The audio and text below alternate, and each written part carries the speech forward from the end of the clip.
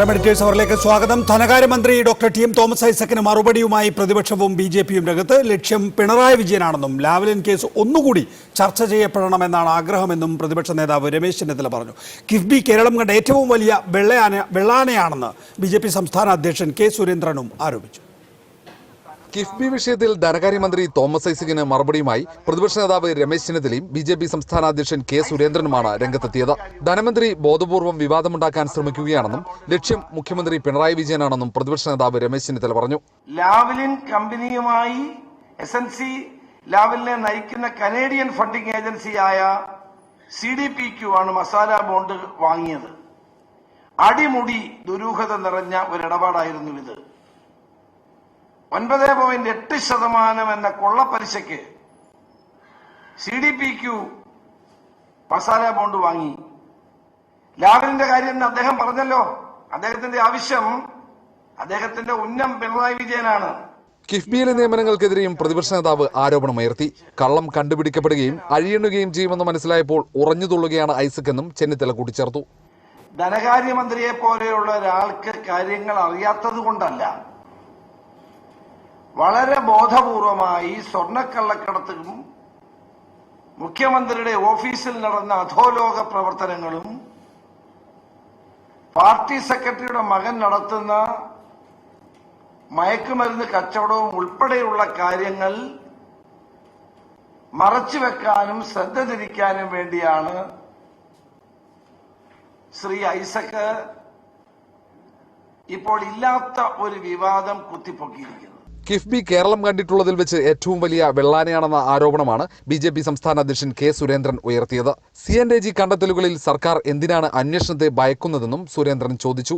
ഏറ്റവും വലിയ വെള്ളാനയാണ് കിഫ്ബി. കേരളം കണ്ടിട്ടുള്ളതിൽ വെച്ച് ഏറ്റവും വലിയ വെള്ളാനയാണ്. CNAG കണ്ടെത്തിയ കാര്യങ്ങൾ അന്വേഷണ വിധേയമാക്കുന്നതിൽ എന്താണ് തോമസ് ഐസക്കിനും സർക്കാരിനും തടസ്സം? കിഫ്ബി വളഞ്ഞ വഴിയിൽ ഒരു കാര്യവും ചെയ്തില്ലെങ്കിൽ സർക്കാർ എന്തിന് അന്വേഷണത്തെ ഭയപ്പെടുന്നു? കിഫ്ബിയെക്കുറിച്ച് ബി.ജെ.പി ഉന്നയിച്ച ആരോപണങ്ങളൊക്കെ സത്യമാണെന്നും സുരേന്ദ്രൻ പറഞ്ഞു. അതേസമയം കിഫ്ബിയിലെ CNAG കരട് റിപ്പോർട്ടിലെ പരാമർശം സർക്കാരിനെതിരെയുള്ള രാഷ്ട്രീയ ആയുധമാക്കാനാണ് പ്രതിപക്ഷത്തിന്റെയും ബി.ജെ.പിയുടെയും തീരുമാനം. കിഫ്ബി ഉയർത്തി സ്വർണ്ണക്കടത്ത് മയക്കുമരുന്ന് കേസുകളിൽ നിന്നും ജനശ്രദ്ധ തിരിച്ചുവിടാനുള്ള നീക്കം നടത്തുന്നുവെന്ന സംശയവും പ്രതിപക്ഷത്തിനുണ്ട്. റിപ്പോർട്ടർ, കോഴിക്കോട്, തിരുവനന്തപുരം. വിഷയത്തിൽ നമ്മോടൊപ്പം ആദ്യം ഡോക്ടർ ടി.എം. തോമസ് ഐസക്. ധനമന്ത്രി ശ്രീ തോമസ് ഐസക്, സ്വർണ്ണക്കള്ളക്കടത്ത് കേസിൽ നിന്നും മയക്കുമരുന്ന് കേസിൽ നിന്നും രക്ഷപ്പെടാൻ വേണ്ടിയാണ് ഇപ്പോൾ താങ്കൾ കിഫ്ബി പ്രശ്നം ആവർത്തിച്ചുന്നയിക്കുന്നത്. ഇതൊരു ഭരണഘടനാ പ്രശ്നമാണെന്നൊന്നും ആരും പറഞ്ഞിരുന്നില്ല. താങ്കൾ അതിന് തുടർച്ചയായി മറുപടി പറഞ്ഞുകൊണ്ടിരിക്കുകയാണ്. ഹൈക്കോടതിയിൽ കേസ് കൊടുത്തിട്ടുള്ള ഞാനല്ല, KPCC സെക്രട്ടറിയാണ് വക്കാലത്തെടുത്തിട്ടുള്ളത്. CNAG കക്ഷി ചേർത്തത് ഇവരാണ്. CNAG റിപ്പോർട്ട് തയ്യാറാക്കിയതാണല്ല. ആ കരട് റിപ്പോർട്ടിലാണ് ഇത് ഭരണഘടനാ വിരുദ്ധമാണെന്ന് വ്യാഖ്യാനം ഉണ്ടായിട്ടുള്ളത്. അല്ല, ഞാൻ ചോദിക്കട്ടെ, തുക എത്രയെന്നറിയോ? 50,000 കോടി രൂപയുടെ പ്രൊജക്റ്റുകളാ. കേരളത്തിലെവിടെ, ഏത് പഞ്ചായത്തിൽ, ഏത് മുനിസിപ്പാലിറ്റിയിലാണ് കിഫ്ബിയുടെ 1-2 പ്രൊജക്റ്റ് ഇല്ലാതുള്ളത്? സ്റ്റേക്ക് ഉണ്ടല്ല, ചെറിയ സിദ്ധാന്തമൊന്നുമല്ല. 50,000 കോടി രൂപയുടെ നിർമ്മാണ പ്രവൃത്തികൾ അത് എൻ്റെ വഴിക്ക് പോയി ഇവരുടെയൊക്കെ കളികളുടെയൊക്കെ ഭാഗമായിട്ട് ഒരു പ്രതിസന്ധിയിലാക്കാൻ വരെ കാത്തു നിൽക്കണമെന്ന് ഞാൻ തയ്യാറല്ല. അത് ചെയ്താൽ ഈ സംസ്ഥാനത്തോട് ചെയ്യുന്ന ഏറ്റവും വലിയ അപരാധമായിരിക്കും. പക്ഷേ പ്രതിപക്ഷ നേതാവിന് ഇപ്പോൾ ഇത് കേൾക്കുമ്പോൾ ഈ പറയുന്ന പോലെ ഇതൊക്കെ ഇന്ന് നടക്കുന്ന വിവാദങ്ങളിൽ നിന്ന് ശ്രദ്ധ വഴിമാറ്റാനാണ് എന്ന് തോന്നുന്നുണ്ടെങ്കിൽ, ഇന്ന് നടക്കുന്ന വിവാദങ്ങളിൽ നല്ലൊരു പങ്ക് ഇങ്ങനെ അടിസ്ഥാനരഹിതമാണെന്നുള്ള നിഗമനത്തിലേ ഞാൻ എത്തത്തുള്ളൂ. KFON, E-Mobility, അല്ലെങ്കിൽ ടോറസ് പാർക്ക്, ലൈഫ് മിഷൻ തന്നെ, ഇതൊക്കെ സംബന്ധിച്ച് എന്ത് അഴിമതി ആരോപണം നിങ്ങൾ ഉന്നയിക്കുന്നു? വെറും അടിസ്ഥാനരഹിതമായിട്ടുള്ള പ്രശ്നം വെക്ക. ED വന്ന് റോവിംഗ് ഒരു അന്വേഷണം എന്തും ഞങ്ങൾക്ക് പരിശോധിക്കാൻ പറ്റും എന്നൊക്കെ പറഞ്ഞ് ഏത് കേന്ദ്രത്തിൽ നടക്കുന്ന കാര്യം നമുക്കറിയാലോ എന്തൊക്കെയാണ് നടക്കണം എന്നുള്ളത്. എന്നിട്ട് അന്ന് വന്നിട്ട് ഈ ഹുങ്കിൽ ചെയ്യുമ്പോൾ ഇതെല്ലാം കണ്ടിങ്ങനെ ആസ്വദിച്ചിരിക്കുകയാണ് പ്രതിപക്ഷ നേതാവ്. അപ്പോൾ എപ്പോഴാണ് ഈ വിവാദം വരുന്നത്? ഈ വിവാദത്തിൽ പ്രതിപക്ഷ നേതാവ് മറുപടി പറഞ്ഞേ പറ്റൂ. കാര്യം അദ്ദേഹം മന്ത്രിയായിരുന്ന കാലത്ത്, UDF ഭരിച്ചിരുന്ന കാലത്ത് കിഫ്ബിക്കുണ്ടായിരുന്ന അധികാരം മാത്രമല്ല, UDF ഭരിച്ചപ്പോൾ കിഫ്ബി ഉപയോഗിച്ച് 2002-ലും 2003-ലും വായ്പ എടുത്തിട്ടുണ്ട്. അത് ഭരണഘടനാ വിരുദ്ധമാണോ അല്ലയോ എന്ന് പ്രതിപക്ഷ നേതാവ് വ്യക്തമാക്കിയേ പറ്റൂ. എന്തേ അദ്ദേഹത്തിന് അതിന് മറുപടി പറയാത്ത? അപ്പൊ അതുകൊണ്ട് ശ്രദ്ധ തിരിക്കാന്ന് പറഞ്ഞു കഴിഞ്ഞാൽ ഇത് ഞാൻ ഉണ്ടാക്കിയ വിവാദമല്ല, ഇവരാസൂത്രണം ചെയ്ത വിവാദമാണ്. ഇങ്ങനെ ബോംബ് പൊട്ടിക്കാൻ സമയവും മുഹൂർത്തവും എല്ലാം കുറിച്ചു വെച്ചുകൊണ്ടിരിക്കുകയായിരുന്നു. ഇന്നലത്തെ അദ്ദേഹത്തിന്റെ വർത്തമാനവും സ്വരവും എല്ലാം കേൾക്കുമ്പോൾ വ്യക്തമാവും ആ അജണ്ട, ആ സ്ക്രിപ്റ്റ് അങ്ങ് പൊളിഞ്ഞു പോയി. വേറെ സ്ക്രിപ്റ്റ് ഉണ്ടാക്കുക. ഇവിടെ അഴിമതിയെക്കുറിച്ച് പ്രതിപക്ഷ നേതാവ് ഇപ്പോഴും ആവർത്തിച്ചു പറയുന്നുണ്ട്. താങ്കളുടെ വാർത്താ സമ്മേളനത്തിന് ശേഷവും ഡോക്ടർ ഐസക് ട്രാൻസ്ക്രിപ്റ്റ് പദ്ധതിയിൽ വൻ അഴിമതി ഉണ്ടായി. 2500 കോടി രൂപയുടെ പദ്ധതി 4500 കോടിയായി ഉയർന്നു. ഇത് കിഫ്ബി പണമാണ്. മലബാർ ക്യാൻസർ സെന്റർ അടക്കമുള്ള മറ്റു കാര്യങ്ങളും അദ്ദേഹം ചൂണ്ടിക്കാണിക്കുകയാണ്. ഇതിനുള്ള മറുപടി താങ്കളുടെ വാർത്താ സമ്മേളനത്തിൽ കണ്ടിരുന്നില്ല. അത് ശരി. അപ്പൊ കിഫ്ബിയിൽ ആകെ പദ്ധതിയിൽ അഴിമതിയുള്ളത് ട്രാൻസ്ക്രിപ്റ്റ്. അദ്ദേഹം അഴിമതിയുടെ തെളിവ് വെക്കട്ടെ. എന്താ ട്രാൻസ്ക്രിപ്റ്റ് പദ്ധതി? ട്രാൻസ്ക്രിപ്റ്റ് പദ്ധതി കേരളത്തിലേക്ക് ട്രാൻസ്മിഷൻ ലൈൻ വരിക്കാനുള്ള പദ്ധതിയാണ്. അതിന് ടെൻഡർ വിളിച്ചതാരാ?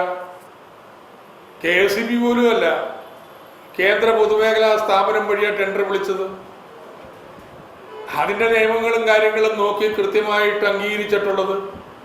അതിലെന്താ അഴിമതി? ഈ CNDGയുടെ ഓഡിറ്റ് റിപ്പോർട്ട് ഉണ്ടല്ലോ, വന്നിട്ടില്ല എന്നുള്ളത് ശരി. പക്ഷേ 76 ക്വറീസാണ് കിഫ്ബിയെ കുറിച്ച് ചോദിച്ചത്. പ്രതിപക്ഷ നേതാവേ ക്രമക്കേടൊന്നും കണ്ടുപിടിച്ചിട്ടില്ല കേട്ടോ. സ്വദേശി ജാഗരൺ മഞ്ചിന്റെ രഞ്ജിത്ത് കാർത്തികേയൻ നമ്മോടൊപ്പം ഉണ്ട്. ശ്രീ രഞ്ജിത്ത് കാർത്തികേയൻ, താങ്കളുടേതാണ് ഹർജി. ഇന്ന് ഐസക് വാർത്താ സമ്മേളനത്തിൽ ചോദിച്ചത് 2017 CAG റിപ്പോർട്ടിൽ പറയാത്ത, 2018 ഓഡിറ്റ് റിപ്പോർട്ടിൽ പറയാത്ത കാര്യം 2020 എങ്ങനെ വരുന്നു എന്നുള്ളതാണ്. ഇത് ഭരണഘടനാ വിരുദ്ധമാണെങ്കിൽ ഇതിന് മുമ്പ് ഓഡിറ്റ് ചെയ്യുമ്പോൾ അത് വരണമായിരുന്നല്ലോ എന്നുള്ളതാണ്. നോക്കൂ, ഇതിനകത്ത് എങ്ങനെയാണ് താങ്കളുടെ ഹർജി, അതിനോടൊപ്പം തന്നെ CNAGയുടെ കരട് റിപ്പോർട്ടിൽ ഇത് സംബന്ധിച്ച പരാമർശവും ഒക്കെ ഇതെങ്ങനെയാണ് കൊളാബറേറ്റ് ചെയ്ത് വന്നത്?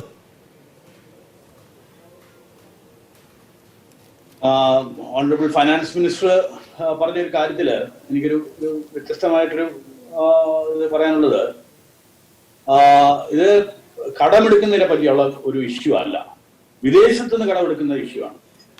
അപ്പം വിദേശത്തു നിന്ന് കടമെടുത്തത് മസാല ബോണ്ട് ഇഷ്യൂ ചെയ്ത് വിദേശത്തു നിന്നുള്ള ധനസമാഹരണം നടത്തിയതിൽ ഉള്ളൊരു ചലഞ്ചാണ്. അതായത് ഭരണഘടനാ വിരുദ്ധമാണ് എന്നുള്ളതാണ് എൻ്റെ ഒരു ഹർജി.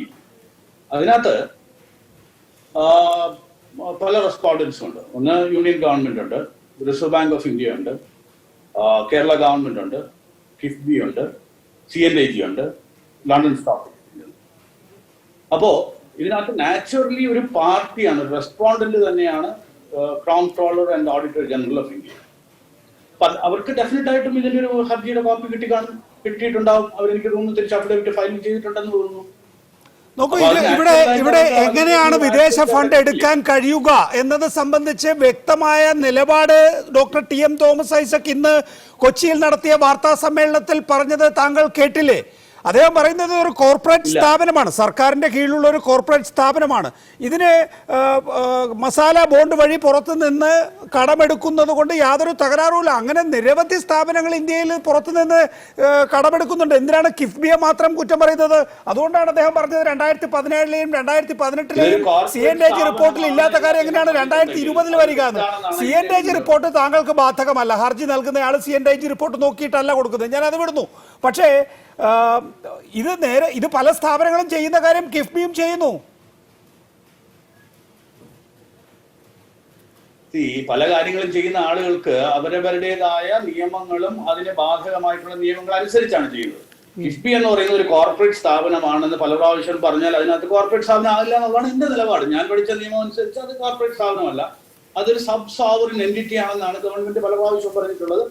അത് തന്നെയാണ് ചലഞ്ചും. അതായത് ഇത് ഒരു സ്റ്റേറ്റ് ആണ് എന്ന് ഡിക്ലെയർ ചെയ്യണം. ആ സ്റ്റേറ്റിന്റെ താഴെയുള്ള ഒരു സ്ഥാപനമാണ് ഇത്. ഒരു കോർപ്പറേറ്റ് എൻറ്റിറ്റി ആയിട്ട് രജിസ്റ്റേർഡ് അല്ല, ഇതൊരു സ്റ്റാറ്റ്യൂട്ടറി ബോഡിയാണ്. അപ്പൊ അദ്ദേഹം പറയുന്നതിനോട് എനിക്ക് യോജിക്കാൻ സാധിക്കില്ല. അപ്പൊ എങ്ങനെയാണ് ഇത് കോർപ്പറേറ്റ് ആകുന്നത്? കോർപ്പറേറ്റ് ബോഡി ആകണം, കമ്പനി നിയമം അനുസരിച്ച് രജിസ്റ്റർ ചെയ്തിരിക്കണം. അത് കിഫ്ബി രജിസ്റ്റേർഡ് അല്ല, മറ്റുള്ള കാര്യത്തിൽ അത് ശരിയല്ല. അപ്പോ ഡെഫിനറ്റ് ആയിട്ടും ഇത് ആർക്കാണ് മസാല ബോണ്ട് ഇഷ്യൂ ചെയ്യാൻ ഒക്കുന്നത് എന്നുള്ളതിനെ പറ്റി കൃത്യമായ നിയമമുണ്ട്. അപ്പൊ ഒരു സ്റ്റേറ്റിന് ചെയ്യാൻ ഒക്കാത്ത കാര്യം ഇൻഡയറക്റ്റ് ആയിട്ട് ഒരു ബോഡി ഉണ്ടാക്കി അതിലൂടെ കൊണ്ടുവരാൻ ഒക്കില്ല എന്നുള്ളതാണ് നമ്മുടെ വാദം. ഞാൻ മടങ്ങിയെത്താം താങ്കളിലേക്ക്. CP ജോൺ, താങ്കൾ അങ്ങനെ വിശ്വസിക്കുന്നുണ്ടോ? കിഫ്ബിയുടെ മസാല ബോണ്ടിലൂടെ വിദേശത്ത് നിന്ന് പണം കൊണ്ടുവരാൻ സാധിക്കില്ല എന്ന സ്വദേശി ജാഗരൺ മഞ്ചിന്റെ ഹർജിയിൽ താങ്കൾ വിശ്വസിക്കുന്നുണ്ടോ ശ്രീ CP ജോൺ? മസാല ബോണ്ടിൽ കൂടെ പ്രധാനമായിട്ടും പണം കൊണ്ടുവന്ന ഒരു സ്ഥാപനം നാഷണൽ ഹൈവേ അതോറിറ്റി ഓഫ് ഇന്ത്യയാണ്. അതുപോലെ തന്നെ പലരും കൊണ്ടുവന്നിട്ടുണ്ട്. അതെ, അത്തരത്തിൽ നാഷണൽ ഹൈവേ അതോറിറ്റി ഓഫ് ഇന്ത്യക്ക് കൊണ്ടുവരാമെങ്കിൽ മറ്റു സ്ഥാപനങ്ങൾക്ക് കൊണ്ടുവരാം. കേന്ദ്ര ഗവൺമെന്റിന്റെ സ്ഥാപനങ്ങളാണ് പൊതുവിൽ ഇത്തരത്തിലുള്ള മസാല ബോണ്ടുകൾ കൊണ്ടുവന്നിട്ടുള്ളത്. ഹലോ, കേൾക്കാം. അപ്പോ ഐസക്കിന്റെ ചോദ്യം, കേന്ദ്ര സർക്കാരിന് മാത്രമേ അങ്ങനെ കൊണ്ടുവരാൻ പാടുള്ളൂ എന്ന ഒരു നിലപാട് UDF ഉണ്ടോ? പ്രശ്നം അതല്ല. പ്രശ്നം ഐസക്കിന്റെ പ്രോബ്ലം, ഈ കേരള ഗവൺമെന്റിന്റെ പ്രോബ്ലം, ഇവിടെ കൃത്യമായിട്ടുള്ള സ്പെഷ്യൽ പർപ്പസ് വെഹിക്കിൾ വെച്ച് ഈ പണം തിരിച്ചടയ്ക്കത്തക്ക തരത്തിലുള്ള ഒരു കമ്പനി, ഇപ്പൊ കോർപ്പറേറ്റ് ഒരു നല്ല വാക്കായിട്ട് പറഞ്ഞു, എനിക്ക് പണ്ടേ അതിനൊരു വിരോധമില്ല, അത്തരത്തിലുള്ള ഒരു സ്കീമില്ല.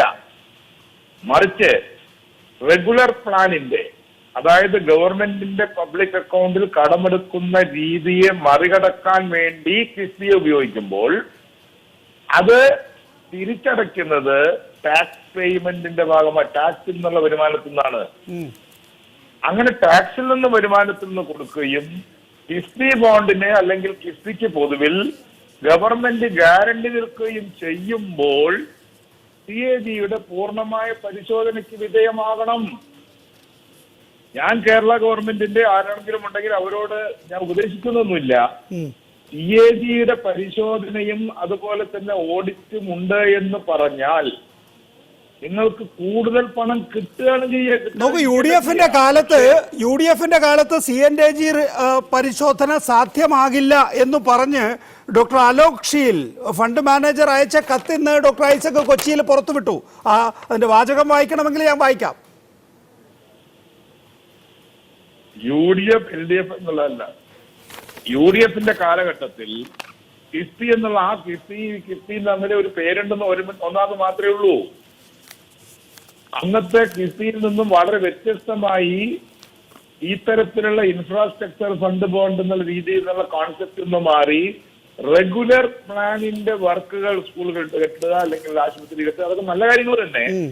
അത് ചെയ്തുകൊണ്ട് തിരിച്ചടവിന്റെ കൃത്യമായിട്ടുല്ല മാർഗമില്ലാതെ ട്രഷറിയിൽ നിന്ന് തന്നെ തിരിച്ചടയ്ക്കുന്ന ഒരു റൂട്ടിലേക്ക് ഇവർ കയറിയിരിക്കുകയാണ്. ഇല്ല എന്നാണ് ഐസക് പറയുന്നത്. വാഹന നികുതിയും അതുപോലെ തന്നെ ഇതിന് ഇൻട്രസ്റ്റ് ചെയ്തിരിക്കുന്ന ചില ഫണ്ട് ഉണ്ടല്ലോ, ആ ഫണ്ടിൽ നിന്ന് മാത്രമാണ് പോകുന്നത് എന്നാണ് ഐസക്കിന്റെ വാദം. 1 രൂപയെങ്കിലും നികുതിയിൽ നിന്ന് എടുക്കുന്നുണ്ടെങ്കിൽ CNAGക്ക് അവിടെ വരാം. ഈ രൂപ കൺസോളിഡേറ്റഡ് ഫണ്ടിൽ പോകേണ്ടതാണ്. ആ കൺസോളിഡേറ്റഡ് ഫണ്ടിലേക്ക് വന്നുകൊണ്ടിരുന്ന പൈസയാണത്. ആ പൈസയിൽ നിന്ന് 1 രൂപ ചെലവാക്കാൻ ഈ CAG നോക്കും. ഇത് വാസ്തവത്തിൽ നമ്മുടെ കൊച്ചിൻ എയർപോർട്ടിന് അത് ബാധകമല്ല.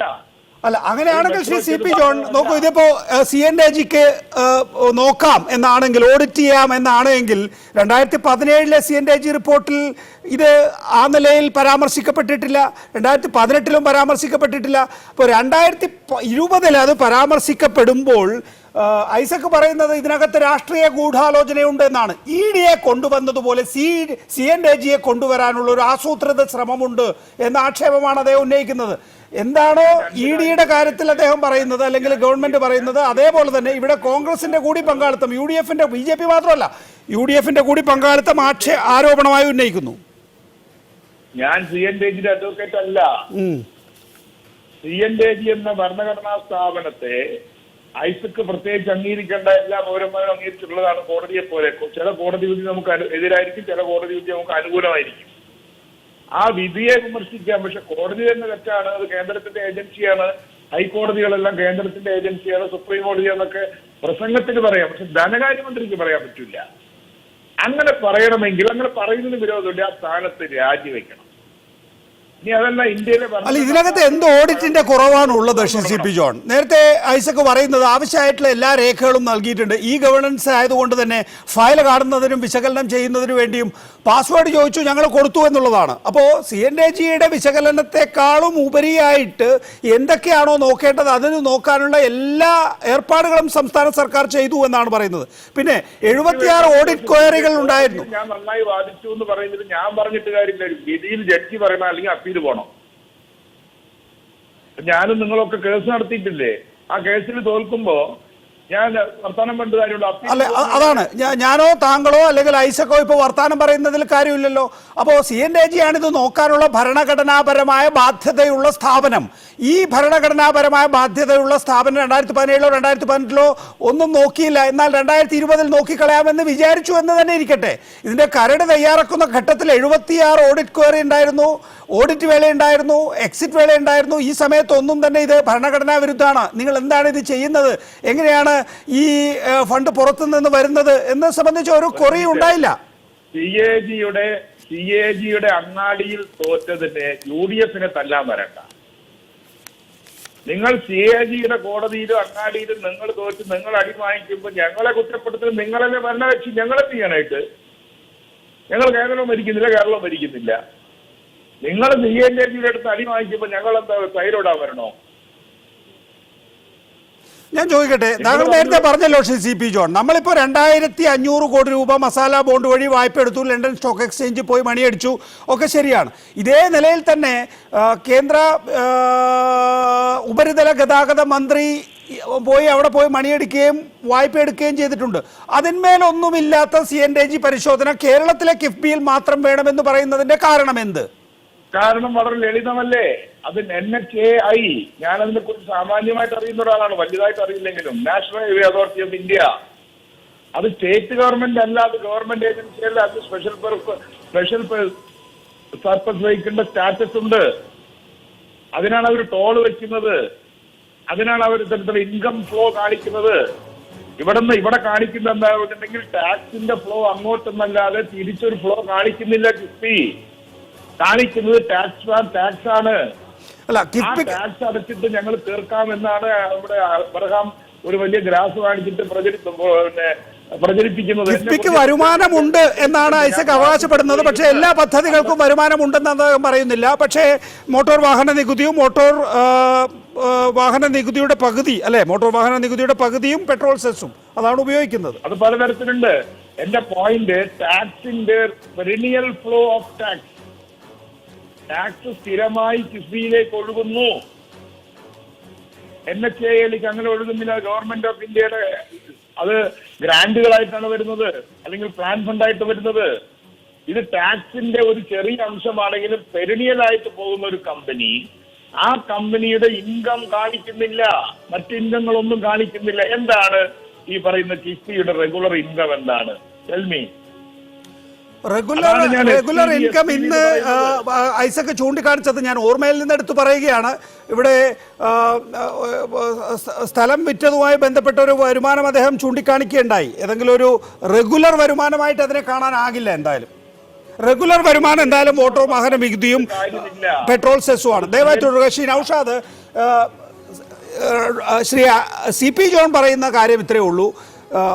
ഒരു കോർപ്പറേറ്റ് എൻറ്റിറ്റി ആയി തന്നെ കിഫ്ബിയെ കാണാം. തകരാറൊന്നുമില്ല. അങ്ങനെ കോർപ്പറേറ്റ് എൻറ്റിറ്റി എന്നുള്ള നിലയിൽ കേന്ദ്ര സർക്കാരിൻ്റെ സ്ഥാപനങ്ങൾ വിദേശ ഫണ്ട് എടുത്തിട്ടുണ്ട് എന്നുള്ള കാര്യത്തിലും അദ്ദേഹത്തിന് തർക്കമില്ല. പക്ഷേ ഈ കോർപ്പറേറ്റ് ഫണ്ടിനെ, ഈ പറയുന്ന വിദേശ ഫണ്ടിനെ നമ്മൾ ബന്ധിപ്പിച്ചിരിക്കുന്നത് കേരളത്തിലെ ടാക്സുമായി ബന്ധപ്പെട്ടാണ്. അങ്ങനെ ടാക്സുമായി ബന്ധപ്പെട്ടതാണെങ്കിൽ CNAG-യുടെ പരിശോധന ആവശ്യമാണ്.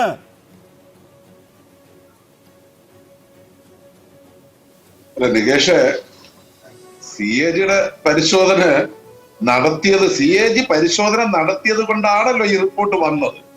അപ്പൊ കരട് റിപ്പോർട്ട് വന്നത് തന്നെ CAG പരിശോധിച്ചിട്ടാണല്ലോ റിപ്പോർട്ട് വന്നത്. ഇവിടെ നേരത്തെ സൂചിപ്പിച്ചതുപോലെ 76 കുറികൾ ഇട്ടു, അതിനെല്ലാം കൃത്യമായി മറുപടി കൊടുത്തു. അതിനെക്കുറിച്ചൊന്നും പരാമർശമില്ല. ക്രമക്കേടുകളെ കുറിച്ചൊരു പരാമർശവുമില്ല.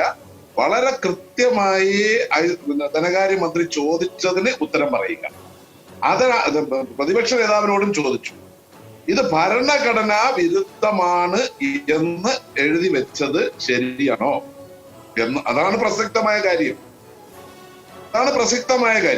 ഇവിടെ നേരത്തെ സൂചിപ്പിച്ചതുപോലെ national highway authority of India മാത്രമല്ല, NTPC-യും മസാല ബോണ്ട് വഴി പണം സ്വീകരിച്ചിട്ടുണ്ട്. അപ്പോ കേന്ദ്ര ഗവൺമെന്റിന്റെ സ്ഥാപനങ്ങൾക്ക് മാത്രമേ, കോർപ്പറേറ്റ് സ്ഥാപനങ്ങൾക്ക് മാത്രമേ വിദേശ സഹായം സ്വീകരിക്കാവൂ എന്നൊരു നിയമമുണ്ടോ? 2, ഇതിന്റെ ഓഡിറ്റ് 2017-ലും 18-ലും 19-ലും നടത്തിയല്ലോ. അന്നില്ലാത്ത ഭരണഘടന ഇപ്പൊ പുതുതായി ഇന്ത്യയിൽ ഏതെങ്കിലും പുതിയ ഭരണഘടന വല്ലതും ഭേദഗതി ചെയ്തോ? ആ ഭേദഗതിയുടെ അടിസ്ഥാനത്തിലാണോ? അതിനാണ് ഉത്തരം പറയേണ്ടത്. വളരെ കൃത്യമായി ഈ പരാമർശം കൊണ്ടുവന്ന് അത് വിവാദമാക്കി മാറ്റുന്നതിന്റെ പിന്നിലുള്ള രാഷ്ട്രീയ അജണ്ട ഈ കിഫ്ബി വഴി കേരളത്തിൽ ഇന്ന് ഒരു പഞ്ചായത്ത് പോലും ഇല്ല എന്ന് പറഞ്ഞു. എല്ലാ മണ്ഡലങ്ങളിലും കിഫ്ബി പ്രോജക്റ്റുകൾ വഴി നടന്നിട്ടുള്ള വികസന പ്രവർത്തനങ്ങൾ പതിറ്റാണ്ടുകൾക്ക് ശേഷം മാത്രം നടപ്പിലാകുമോ എന്ന് ഉറപ്പില്ലാത്ത നിരവധി പദ്ധതികളാണ് ഇന്ന് യാഥാർത്ഥ്യമാക്കുവാൻ ഈ കിഫ്ബി പദ്ധതി വഴി കഴിഞ്ഞിട്ടുള്ളത്. പിന്നെ ഇതിന്റെ ഓഡിറ്റിനെ സംബന്ധിച്ചായാലും വളരെ കൃത്യമായി കിഫ്ബി ഇപ്പോഴുള്ളതല്ലോ. അതിൽ 2016-ൽ കേരള നിയമസഭ പ്രത്യേക നിയമം ഐകകണ്ഠേനയാണ് പാസ്സാക്കിയത്. അത് മറക്കരുത്. CP ജോൺ പറഞ്ഞു ഐകകണ്ഠേന പാസ്സാക്കിയ ഒരു നിയമത്തിന്റെ അടിസ്ഥാനത്തിൽ പ്രവർത്തിക്കുന്നു. ഇവർ ഓഡിറ്റ് നടത്തിയിട്ടും, ഇത് 3 വർഷം ഓഡിറ്റ് നടത്തിയിട്ടും ഇന്ന് വരെ അതിലൊരു ക്രമക്കേട് ഈ പറയപ്പെടുന്ന CAG-ക്ക് കണ്ടെത്താൻ കഴിഞ്ഞിട്ടില്ല. അതിന് പകരം ഇപ്പോ ഭരണഘടനാ വിരുദ്ധമാണ് എന്ന കണ്ടെത്തൽ എന്തിന്റെ അടിസ്ഥാനത്തിൽ? അത് തെറ്റാണോ, അത് ശരിയാണോ? അതിനാണ് ക്ലാരിഫിക്കേഷൻ. CP ജോൺ, അതിന് താങ്കളുടെ മറുപടി എന്താണ്? ഭരണഘടനാ വിരുദ്ധമാണ് എന്ന് CNAG പറഞ്ഞാൽ അതിനോട് കേരളത്തിൽ UDF യോജിക്കുമോ?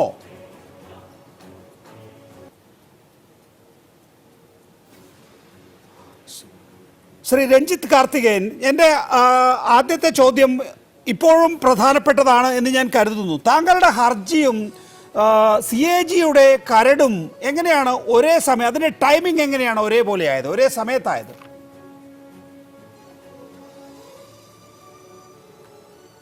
എക്സ്പ്ലെയിൻ ചെയ്യാൻ അപ്പം ഇടയ്ക്കൊന്ന് ഒരു ശകലം ലെങ്തി ആയിട്ട് എനിക്ക് ആൻസർ പറയേണ്ടി വരും. അപ്പൊ ഒന്ന് ഒരു ഇടപെടൽ ഒരു 2-3 മിനിറ്റത്തേക്ക് എനിക്ക് ഇല്ലാതെ തരികയാണെങ്കിൽ ഞാൻ അതിന് പറഞ്ഞുതരാം എൻ്റെ ആൻസർ. ഒന്ന്, 2019 മാർച്ച് 27 മസാല ബോണ്ട്. ഇവിടുത്തെ ഇഷ്യൂ എന്ന് പറയുന്നത് വിദേശത്തു നിന്ന് എടുത്ത മസാല ബോണ്ട് ഫണ്ടിനെ പറ്റിയാണ്, അല്ലാതെ കടമെടുക്കുക എന്നുള്ളതല്ല. അപ്പൊ അത് അങ്ങനെ ഒരു തീരുമാനം, ഒരു ചർച്ചയുണ്ടെങ്കിൽ അത് തെറ്റാണ്. അപ്പം മസാല ബോണ്ട് എന്ന് പറയുന്നത് വിദേശത്ത് നിന്ന് വാങ്ങിച്ചു. റുപ്പി ഡിനോമിനേറ്റഡ് ബോണ്ട് വിദേശത്ത് നിന്ന് വാങ്ങിക്കുന്നതിനാണ് അതിനൊരു ക്ലോക്കിലായിട്ട് പറയുന്ന വേർഡാണ്. ഇന്ത്യയിൽ ഉണ്ടാക്കുന്ന ബോണ്ടിന് മസാല ബോണ്ട് എന്ന് പറയും. ചില പല രാജ്യങ്ങളും എടുക്കാറുണ്ട്. ഇവിടെ തന്നെ നേരത്തെ പറഞ്ഞ പോലെ HDFC-യും NHA-യും ഒക്കെ ചെയ്തിട്ടുണ്ട്. അപ്പം ഇവിടുത്തെ ഇഷ്യൂ 2019 മാർച്ച് 27 സമാഹരിച്ച 2150 കോടി രൂപയുടെ ഇഷ്യൂ ആണ്. അല്ലാതെ ഇത് എല്ലാ ലോൺസിനെ പറ്റിയുള്ളൊരു ഇഷ്യൂ അല്ല. നമ്പർ 1. നമ്പർ 2, ഇവിടെ ഈ പറയുന്ന ആർട്ടിക്കിൾ 293(1) അനുസരിച്ച് ഒരു കാരണവശാലും സ്റ്റേറ്റ്സിന് ഇതിന് റൈറ്റ് ഇല്ല. ഇത് ഒരു കേന്ദ്ര സർക്കാരോ മറ്റേ ഒരു ഗവൺമെന്റ് ഇൻട്രൊഡ്യൂസ് ചെയ്ത ഒരു പുതിയ നിയമമല്ല. അപ്പം ഇവിടെ റെലവന്റ് ക്വസ്റ്റ്യൻ എന്താണെന്ന് പറഞ്ഞാല് ഇതിന് അധികാരമുണ്ടോ? കിഫ്ബി എന്ന് പറയുന്നത് നികുതി പിരിവ് ചെയ്ത് കൺസോളിഡേറ്റഡ് ഫണ്ടിൽ നിന്ന് മാറ്റുന്ന ഒരു ഫണ്ടാണ്. ഇത് കോർപ്പറേറ്റ് ബോഡി അല്ല. NHI പോലെയോ അതൊക്കെ നേരത്തെ CP ജോൺ സാർ പറഞ്ഞു. അപ്പം ഇതിനകത്ത് വരുന്ന വളരെ വ്യക്തമായിട്ടാണ് ഗവൺമെന്റ് ഫണ്ട് ഡൈവേർട്ട് ചെയ്തൊരു കിഫ്ബി എന്ന് പറയുന്ന സ്റ്റാറ്റ്യൂട്ടറി ബോഡി ഉണ്ടാക്കിയിട്ട്, അപ്പം നമ്മുടെ ഒരു നിയമം പറയുന്നത് എന്താണെന്ന് പറഞ്ഞാല് നമുക്ക് ഡയറക്റ്റ് ആയിട്ട് ചെയ്യാൻ ഒക്കാത്ത കാര്യം ഇൻഡയറക്റ്റ് ആയിട്ട്. അപ്പം വളരെ ക്ലിയർ ആണ്. ഇതിനകത്ത് ചർച്ച വഴിതെറ്റിക്കേണ്ട യാതൊരു ആവശ്യവും ഇല്ല. ഇത് ഫണ്ട് എടുക്കുന്നതിനെ പറ്റിയുള്ള ഇഷ്യൂ അല്ല ഇപ്പൊ വന്നിരിക്കുന്നത്.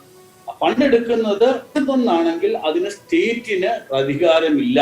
ശരി, ഞാൻ ഒന്ന് അതിനെ ചുരുക്കിക്കോട്ടെ. നോക്കൂ, അതിന് അധികം സമയമെടുക്കും. ഒരു മിനിറ്റ്, ഞാൻ താങ്കളോട് തന്നെയാണ് ചോദിക്കുന്നത്. താങ്കൾക്ക് കംപ്ലീറ്റ് ചെയ്യാനുള്ള അവസരമാണ്. ഇത്രയേ ഉള്ളൂ. ശ്രീ രഞ്ജിത്ത് കാർത്തികേയൻ, താങ്കൾ പറയുന്നത് കേന്ദ്ര സർക്കാരിന് മാത്രമേ മസാല ബോണ്ട് എടുക്കാനുള്ള അവകാശമുള്ളൂ, അധികാരമുള്ളൂ, സംസ്ഥാന സർക്കാരിനില്ല. അതല്ലേ ഇത്ര നേരം പറഞ്ഞു വന്നത്? അല്ലേ? അല്ലല്ല, കേന്ദ്ര സർക്കാരിന് മാത്രമേ വിദേശത്ത് നിന്ന് പണം സമാഹരിക്കാനായിട്ടുള്ള അധികാരമുള്ളൂ. അത് കോൺസ്റ്റിറ്റ്യൂഷൻ ആണ്, അല്ലാതെ നിയമപ്രകാരം അല്ല. ഇടയ്ക്ക് വാസം പറഞ്ഞാൽ അരുൺ ജെയ്റ്റ്ലിയും മറ്റുമൊക്കെ പല ചർച്ചകൾ നടത്തിയിരുന്നു. സ്റ്റേറ്റ്സിന് ഡയറക്റ്റ് ആയിട്ട് ഫണ്ട് കൊണ്ടുവരുന്നതിനെ പറ്റിയൊക്കെ ചർച്ച നടത്തിയിരുന്നു. അതിന് റൈറ്റ് കൊടുക്കണം എന്നൊക്കെ പറഞ്ഞ ചർച്ചയാണ്. പക്ഷെ ഇപ്പോഴും കോൺസ്റ്റിറ്റ്യൂഷണൽ റൈറ്റ് എന്ന് പറയുന്നത് സെന്ററിനേ ഉള്ളൂ. അതുകൊണ്ടാണ് നമ്മൾ KSTPയും ജപ്പാനും കൂടിയുള്ള ടിക്കാഡിൽ നിന്നൊക്കെ എടുക്കുന്ന ലോണ് ആദ്യം ഇത് സെൻട്രൽ ഗവൺമെന്റിലാണ് വരുന്നത്. സെൻട്രൽ ഗവൺമെന്റ് ബോറോ ചെയ്തിട്ടാണ്. അങ്ങനെയാണെങ്കിൽ രഞ്ജിത്ത്, എങ്ങനെയാണ് ഈ പറയുന്ന നാഷണൽ ഹൈവേ അതോറിറ്റിക്ക് എടുക്കാൻ കഴിയുന്നത്, NTPCക്ക് എടുക്കാൻ കഴിയുന്നത്? കേന്ദ്ര സർക്കാർ നാഷണൽ ഹൈവേ അതോറിറ്റി അത് ശ്രീ CP ജോൺ വളരെ വ്യക്തമായിട്ട് പറഞ്ഞു. ഇത് കൺസോളിഡേറ്റഡ് ഫണ്ടിൽ നിന്ന് ഗവൺമെന്റ് ഗ്യാരണ്ടി കൊടുത്ത് ഗവൺമെന്റ് സ്റ്റേറ്റ് എന്നുള്ള നിലയിലാണ് ഇത് ബോറോ ചെയ്യുന്നത്. NHI അങ്ങനല്ല, രണ്ട് വ്യത്യസ്തമാണ്. രണ്ടാമത്തെ കാര്യം, കേന്ദ്ര ഗവൺമെന്റിന് റൈറ്റ് ഉണ്ട്, കോൺസ്റ്റിറ്റ്യൂഷനലി റൈറ്റ് ഉണ്ട്. ഇതാണ് അവിടുത്തെ ഒരു ബേസിക്. ഇല്ല, അതിനകത്ത് വ്യക്തതയില്ല. നോക്കൂ, കൺസോളിഡേറ്റഡ് ഫണ്ടാണ് കേരളത്തിന്റെ കൺസോളിഡേറ്റഡ് ഫണ്ടാണ് കൊളാട്രലായി കൊടുത്തിരിക്കുന്നത് എന്നുള്ളതാണോ താങ്കളുടെ വാദം? അങ്ങനെ കൊടുക്കാൻ പറ്റില്ല എന്നുള്ളതാണോ താങ്കളുടെ വാദം? അപ്പം കിഫ്ബി എന്ന് പറയുന്നത് സ്റ്റേറ്റ് തന്നെയാണ്. അപ്പം സ്റ്റേറ്റ് ആയിട്ട് വരുമ്പോൾ അതിനകത്തൊരു വ്യക്തത തന്നിട്ട് പോകൂ. നോക്കൂ, നേരത്തെ പറഞ്ഞതുപോലെ NHIക്ക് വായ്പ എടുക്കാം, അതുപോലെ NTPCക്ക് വായ്പ എടുക്കാം.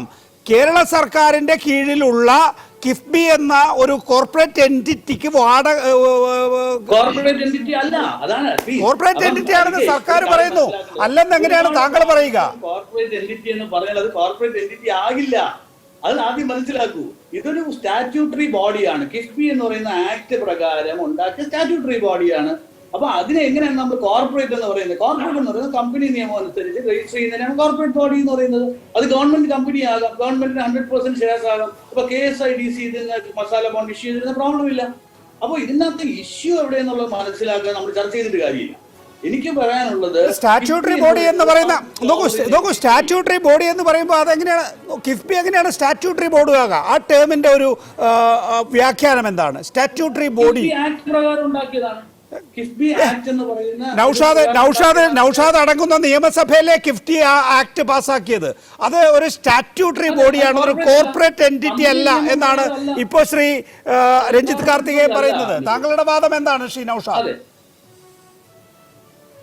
അല്ല, വളരെ നികേഷേ, ഇപ്പൊ ഈ ചർച്ചകളുടെ എല്ലാം വഴിതിരിച്ചു വിടാൻ വേണ്ടി ശ്രമിക്കുക. ഇപ്പം CP ജോൺ അദ്ദേഹം പറഞ്ഞത് വിദേശ വായ്പകൾ സ്വീകരിക്കുന്നതിൽ തെറ്റില്ല.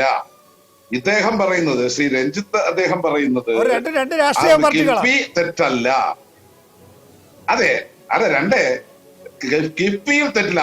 ഇദ്ദേഹത്തിന്റെ വാദം, സ്വദേശി ജാഗരൺ മഞ്ചിന്റെ വാദം, വിദേശത്ത് നിന്നും പണം സ്വീകരിച്ചതിൽ മാത്രമേ അദ്ദേഹവും തെറ്റ് കാണുന്നു.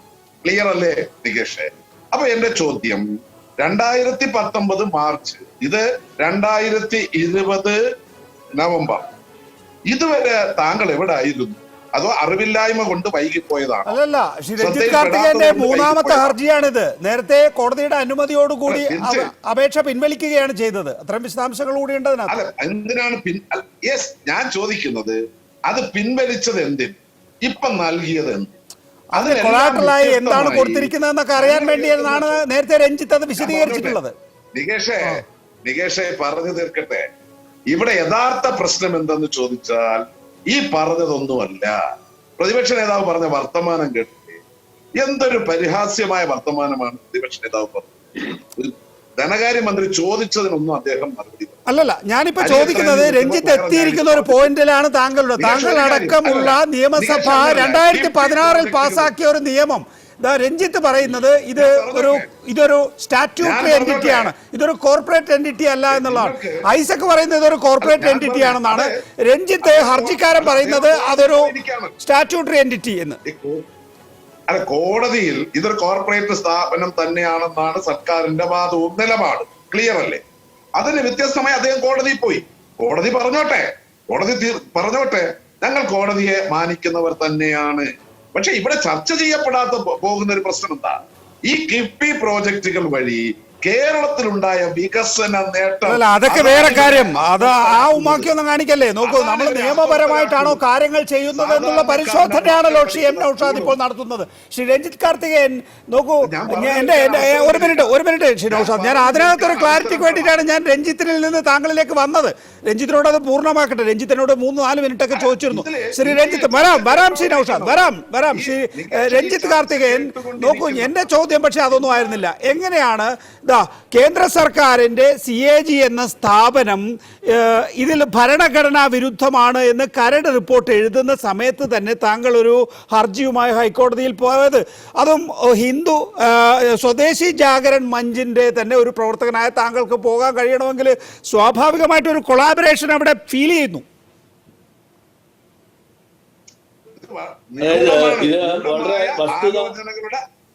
തുടർന്ന് തന്നെയാണ്. നൗഷാദ് വരാം, അദ്ദേഹം മറുപടി പറയട്ടെ അതിന്. നൗഷാദ്, ഞാൻ വരാം പ്ലീസ്. ശ്രീ രഞ്ജിത്ത് പറയൂ. അതായത് ഇത് ഒരു പക്ഷേ എല്ലാവർക്കും ഒരു തെറ്റിദ്ധാരണ ഉണ്ടായിട്ടായിരിക്കണം. അതായത് ഇതിന്റെ ആദ്യത്തെ റിട്ട് ഫയൽ ചെയ്യുന്നത് എനിക്ക് തോന്നുന്നത് ഒരു ജൂലൈ ഓഗസ്റ്റ് ആ സമയത്തൊക്കെയാണ്, എനിക്ക് കൃത്യമായിട്ടുള്ള ഓർമ്മയില്ല. അപ്പം കോടതി അതിനകത്ത് ഒരു ചോദ്യം ചോദിച്ചു, ഇത് കൺസോളിഡേറ്റഡ് ഫണ്ടിൽ നിന്നാണോ സ്റ്റേറ്റ് ഗവൺമെന്റ് ഗ്യാരണ്ടി കൊടുത്തിരിക്കുന്നത് ഒരു ചോദ്യം ചോദിച്ചു. അപ്പൊ അതിന് വ്യക്തമായ റിപ്ലൈ തയ്യാറാക്കി കൊടുക്കാൻ പിൻവലിക്കാൻ അനുവദിക്കണമെന്ന് പറഞ്ഞു. കോടതി പിൻവലിച്ചു.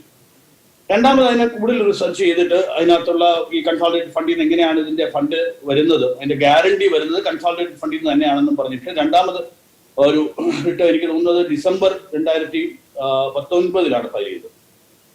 2019 അപ്പം ഒരു ചെറിയ അമെന്റ്മെന്റ് റിലീഫിൽ സജസ്റ്റ് ചെയ്യുകയും ബെഞ്ചിൽ നിന്ന് സജസ്റ്റ് ചെയ്യും. വീണ്ടും അത് എനിക്ക് തോന്നുന്നു ജാനുവരി അവസാനം ഫെബ്രുവരിയിലാണ് ഈ റിട്ട് ഫയൽ ചെയ്തത്. അത് ഓൾറെഡി കിഫ്ബിക്കും എല്ലാവർക്കും നോട്ടീസ് പോയി, അവരുടെ അഫിഡവിറ്റുകളൊക്കെ ഫയൽ ചെയ്ത് തുടങ്ങി. ഇത് ഇപ്പോഴെങ്ങനെയാണ് വന്നതെന്ന് ചോദിച്ചാൽ അത് നമ്മുടെ ഓണറബിൾ ഫൈനാൻസ് മിനിസ്റ്റർ അതിന് ഡ്രാഫ്റ്റ് റിപ്പോർട്ട് വന്നപ്പോൾ അതിന് അദ്ദേഹത്തിന് ഒരു ഭയം ഉണ്ടാവുകയോ വിഷമം ഉണ്ടാവുകയോ ഒക്കെ ചെയ്തപ്പോൾ അദ്ദേഹം പത്രസമ്മേളനം നടത്തിയതുകൊണ്ടാണ്. അല്ലാതെ ഇത് ഇതെങ്ങനെ വന്നു എന്ന് ചോദിച്ചാൽ ഇത് പണ്ടേ ഉണ്ടായിരുന്നു. ഇതൊന്നും ഇന്നലെയും കൊണ്ടുകൊടുത്ത ഹർജിയല്ല, ഇന്നലെ കൊണ്ടുകൊടുത്ത ഹർജിയല്ല. അത് താങ്കൾക്ക് ഈ പറയുന്ന ഹൈക്കോടതിയിലെ വെബ്സൈറ്റ് എടുത്ത് നോക്കിയാൽ അതിന്റെ ഡേറ്റ് ഓഫ് ഫയലിംഗ് എല്ലാം മനസ്സിലാവും. അപ്പോ ഇത് വെറുതെ വന്നിരുന്ന ഇന്നലെ ഗൂഢാലോചന കൊണ്ട് ഫയൽ ചെയ്തു അതല്ല, ഇത് പ്യൂർലി അക്കാദമിക് ഇൻട്രസ്റ്റ് ആണ്. ഇതിനകത്ത് ടെക്നിക്കൽ ആയിട്ടുള്ള വയലേഷൻസിനെ പറ്റിയുള്ള ഒരു ഇൻട്രസ്റ്റ് ആണ്. സ്വദേശി ജാഗരൺ മഞ്ച് എന്നുള്ള ഓർഗനൈസേഷനിൽ ഞാൻ കൺവീനറായിട്ട് ഇരിക്കുന്നു എന്നുള്ളത് കൊണ്ട് സ്വദേശി ജാഗരൺ മഞ്ച് അല്ല ഇത് കൊടുത്തിരിക്കുന്നത്. ഒരു പ്രൈവറ്റ് ഇൻഡിവിജ്വൽ എന്നുള്ള നിലയ്ക്ക്, ഒരു കൺസേൺഡ് സിറ്റിസൺ എന്നുള്ള നിലയ്ക്ക് തന്നെയാണ് ഞാനിത് കൊടുത്തിരിക്കുന്നത്. ഇതിനകത്ത് യാതൊരു രാഷ്ട്രീയ ഇൻവോൾവ്മെന്റും ഇല്ല. അതിനകത്ത് BJPക്കോ സ്വദേശി ജാഗരൺ മഞ്ചിനോ ഇതിനകത്ത് യാതൊരു രീതിയിലുള്ള ഇൻവോൾവ്മെന്റും ഇല്ല ആസ് ഓർഗനൈസേഷൻ. ഇവിടെ പക്ഷേ ശ്രീ രഞ്ജിത്ത്, സർക്കാർ ആക്ഷേപം ഉന്നയിക്കുന്നത് ഇതാണ്: ഒന്ന്, ED ഉപയോഗിക്കുന്നത് പോലെ CNAG ഉപയോഗിക്കുന്നു. അത് താങ്കൾ മറുപടി പറയേണ്ട കാര്യമില്ല, അത് BJP മറുപടി പറയേണ്ട കാര്യമാണ്. 2, തൃശൂർ രാമനിലയത്തിൽ ഗൂഢാലോചന നടന്നു എന്ന ആക്ഷേപം ഉന്നയിച്ചിരിക്കുന്നു. 3, സർക്കാർ AGക്ക് നൽകിയ കത്ത് പ്രതിപക്ഷത്തിന് എങ്ങനെ കിട്ടിയെന്നുള്ളത് അത് പ്രതിപക്ഷം മറുപടി പറഞ്ഞോളൂ. താങ്കൾ നോക്കൂ, ഇതിനകത്ത് ഒന്ന് കരട് റിപ്പോർട്ടും താങ്കളുടെ ഹർജിയും കോയിൻസൈഡ് ചെയ്യുന്നു. രണ്ടാമത്തെ പ്രധാനപ്പെട്ട വശം മാത്യു കുഴൽനാടൻ എന്ന KPCC സെക്രട്ടറിയാണ് സ്വദേശി ജാഗരൺ മഞ്ചിന്റെ അഭിഭാഷകൻ. താങ്കൾ ഇത് പറയരുത്. താങ്കൾ ഒരിക്കലും അങ്ങനെ ഒരു സ്റ്റേറ്റ്മെന്റ് പറയാൻ പാടില്ല. തങ്ങൾ അങ്ങനെ പോലുള്ള ഒരു വളരെ റെപ്യൂട്ടഡ് ആയിട്ടുള്ള ഒരു എഡിറ്റർ അങ്ങനെ ഒരു സ്റ്റേറ്റ്മെന്റ് പറയാൻ പാടില്ല. ഞാനത് പറയാൻ കാരണം എന്ന് പറഞ്ഞാൽ ഇതിന്റെ ഡേറ്റ്സ് അവൈലബിൾ ആണ്, നമുക്ക് വെബ്സൈറ്റിൽ അവൈലബിൾ ആണ്, ഹൈക്കോടതി വെബ്സൈറ്റ് അവൈലബിൾ ആണ്. ഇപ്പോഴും കൊണ്ടുപോയി ഒരു ഗൂഢാലോചന ഇതെന്ന് പറയുന്നത് പക്ഷേ ഫാക്ച്വലി റോങ് ആയിട്ടുള്ളൊരു കാര്യമല്ലേ? അങ്ങനെ ഒരു സ്റ്റേറ്റ്മെന്റ് അങ്ങേക്ക് എങ്ങനെയാണ് നടത്താൻ പറ്റുന്നത്? ഞാനല്ല, ഇത് നോക്കൂ, തൃശൂർ രാമനിലയത്തിലെ ഗൂഢാലോചനയെ കുറിച്ച് പറയുന്നത് സംസ്ഥാനത്തിന്റെ ധനമന്ത്രിയാണ്. എക്സാക്ട്ലി. അപ്പൊ അദ്ദേഹത്തിനെ പോലെ ഒരു വലിയ മനുഷ്യൻ, അദ്ദേഹത്തെ പോലെ വളരെ റെസ്പെക്ട് ആയിട്ട് എന്റെയും കൂടെ ഫിനാൻസ് മിനിസ്റ്റർ ആയ ഒരാള് ഇത്രയും നിലവാരം കുറഞ്ഞ ഒരു അടിസ്ഥാനമില്ലാത്തൊരു ഒരു അലിഗേഷൻ പറഞ്ഞ് ഞാൻ എന്താ പറയുന്നത്? എന്നെ പോലെ ഒരു ടൈനി മോർട്ടൽ, ഒരു പ്രാക്ടീസിങ് ചാർട്ട് അക്കൗണ്ടന്റ്, ഞാൻ എന്താണ് അദ്ദേഹത്തിന്റെ സൈഡിൽ പറയേണ്ടത്? രാമനിലയത്തിൽ പോയിട്ടുണ്ടെങ്കിൽ അദ്ദേഹം അതിനുള്ള ഇത് ഡെഫിനറ്റ് ആയിട്ടും അങ്ങനെ ഒരു സ്റ്റേറ്റ്മെന്റ് അതിനുള്ള ഞാൻ പറയാനൊക്കെ ഉള്ളൂ. ശരി ശരി, ഞാൻ മടങ്ങിയെത്താം ശ്രീ രഞ്ജിത്ത്, ഞാൻ മടങ്ങിയെത്താം താങ്കളിലേക്ക്. ശ്രീ റിജിൽ മാക്കുറ്റി, ഇവിടെ KPCC സെക്രട്ടറി ഇന്നിപ്പോൾ ഡോക്ടർ ഐസക് അതിനെയും വിശദീകരിക്കുകയുണ്ടായി. KPCC സെക്രട്ടറി എന്നുള്ള നിലയിൽ ഇപ്പോൾ ക്രിമിനൽ കേസാണെങ്കിൽ, സിവിൽ കേസാണെങ്കിൽ സാധാരണഗതിയിൽ ഒരു പ്രൊഫഷണൽ, ഒരു അഡ്വക്കേറ്റിന് അത് ഏത് രാഷ്ട്രീയക്കാരൻ്റേതാണെങ്കിലും എടുക്കുന്നതുകൊണ്ട് കുഴപ്പമില്ല. ഇതൊരു ഭരണഘടനാ പ്രശ്നമാണ്. അങ്ങനെ സ്വന്തം പാർട്ടിക്ക് തോന്നാത്ത ഭരണഘടനാ പ്രശ്നം എങ്ങനെയാണ് KPCC സെക്രട്ടറിക്ക് മാത്രം തോന്നുന്നത്? അതുകൊണ്ടാണ് പറയുന്നത്, ഈ EDA കേന്ദ്ര സർക്കാർ ഉപയോഗിച്ചപ്പോൾ കേരളത്തിലെ UDF കൈകോട്ടി ചിരിച്ചില്ലേ? അതേ കോമ്പിനേഷൻ ഇതിലും വന്നിട്ടുണ്ടോ എന്ന സംശയം ഐസക്കിന് ഉണ്ടാകുന്നത് അവിടെയാണ്. ശ്രീ റിജിൽ മാക്കുറ്റി. പ്രിയപ്പെട്ട നികേഷ്, ഇവിടെ മാത്യു കുഴൽനാടനുമായി ബന്ധപ്പെട്ട ഈ വിഷയത്തിലെ അദ്ദേഹത്തിനെതിരെ ബഹുമാനായ കേരളത്തിന്റെ ധനകാര്യമന്ത്രി പറഞ്ഞ ആക്ഷേപത്തിന് വളരെ കൃത്യമായി ശ്രീ മാത്യു കുഴൽനാടൻ അദ്ദേഹം മറുപടി പറഞ്ഞിട്ടുണ്ട്. അദ്ദേഹം പറഞ്ഞ മറുപടി, അദ്ദേഹത്തിന്റെ പ്രൊഫഷനും അതുമായി ബന്ധപ്പെട്ട് അദ്ദേഹം പല കേസുകളും കൈകാര്യം ചെയ്യാറുണ്ട്. അങ്ങനെ പ്രൊഫഷനുമായി ബന്ധപ്പെട്ട് കൈകാര്യം ചെയ്യുമ്പോൾ ഈ ഗവൺമെന്റ് തന്നെ BJPക്ക് വേണ്ടി സുപ്രീം കോടതിയിൽ ഹാജരായ ഒരുപാട് അഡ്വക്കേറ്റുമാരെ കേരളത്തിൽ കൊണ്ടുവന്നിട്ടില്ലേ? നരേന്ദ്രമോദിയുടെ കേസുകൾ ക്രിമിനൽ കേസോ സിവിൽ കേസോ ഒക്കെ ആണെങ്കിൽ സാധാരണഗതിയിലെ അഭിഭാഷകർ കേസെടുക്കാറുണ്ട്, രാഷ്ട്രീയം ഒന്നും നോക്കാറില്ല.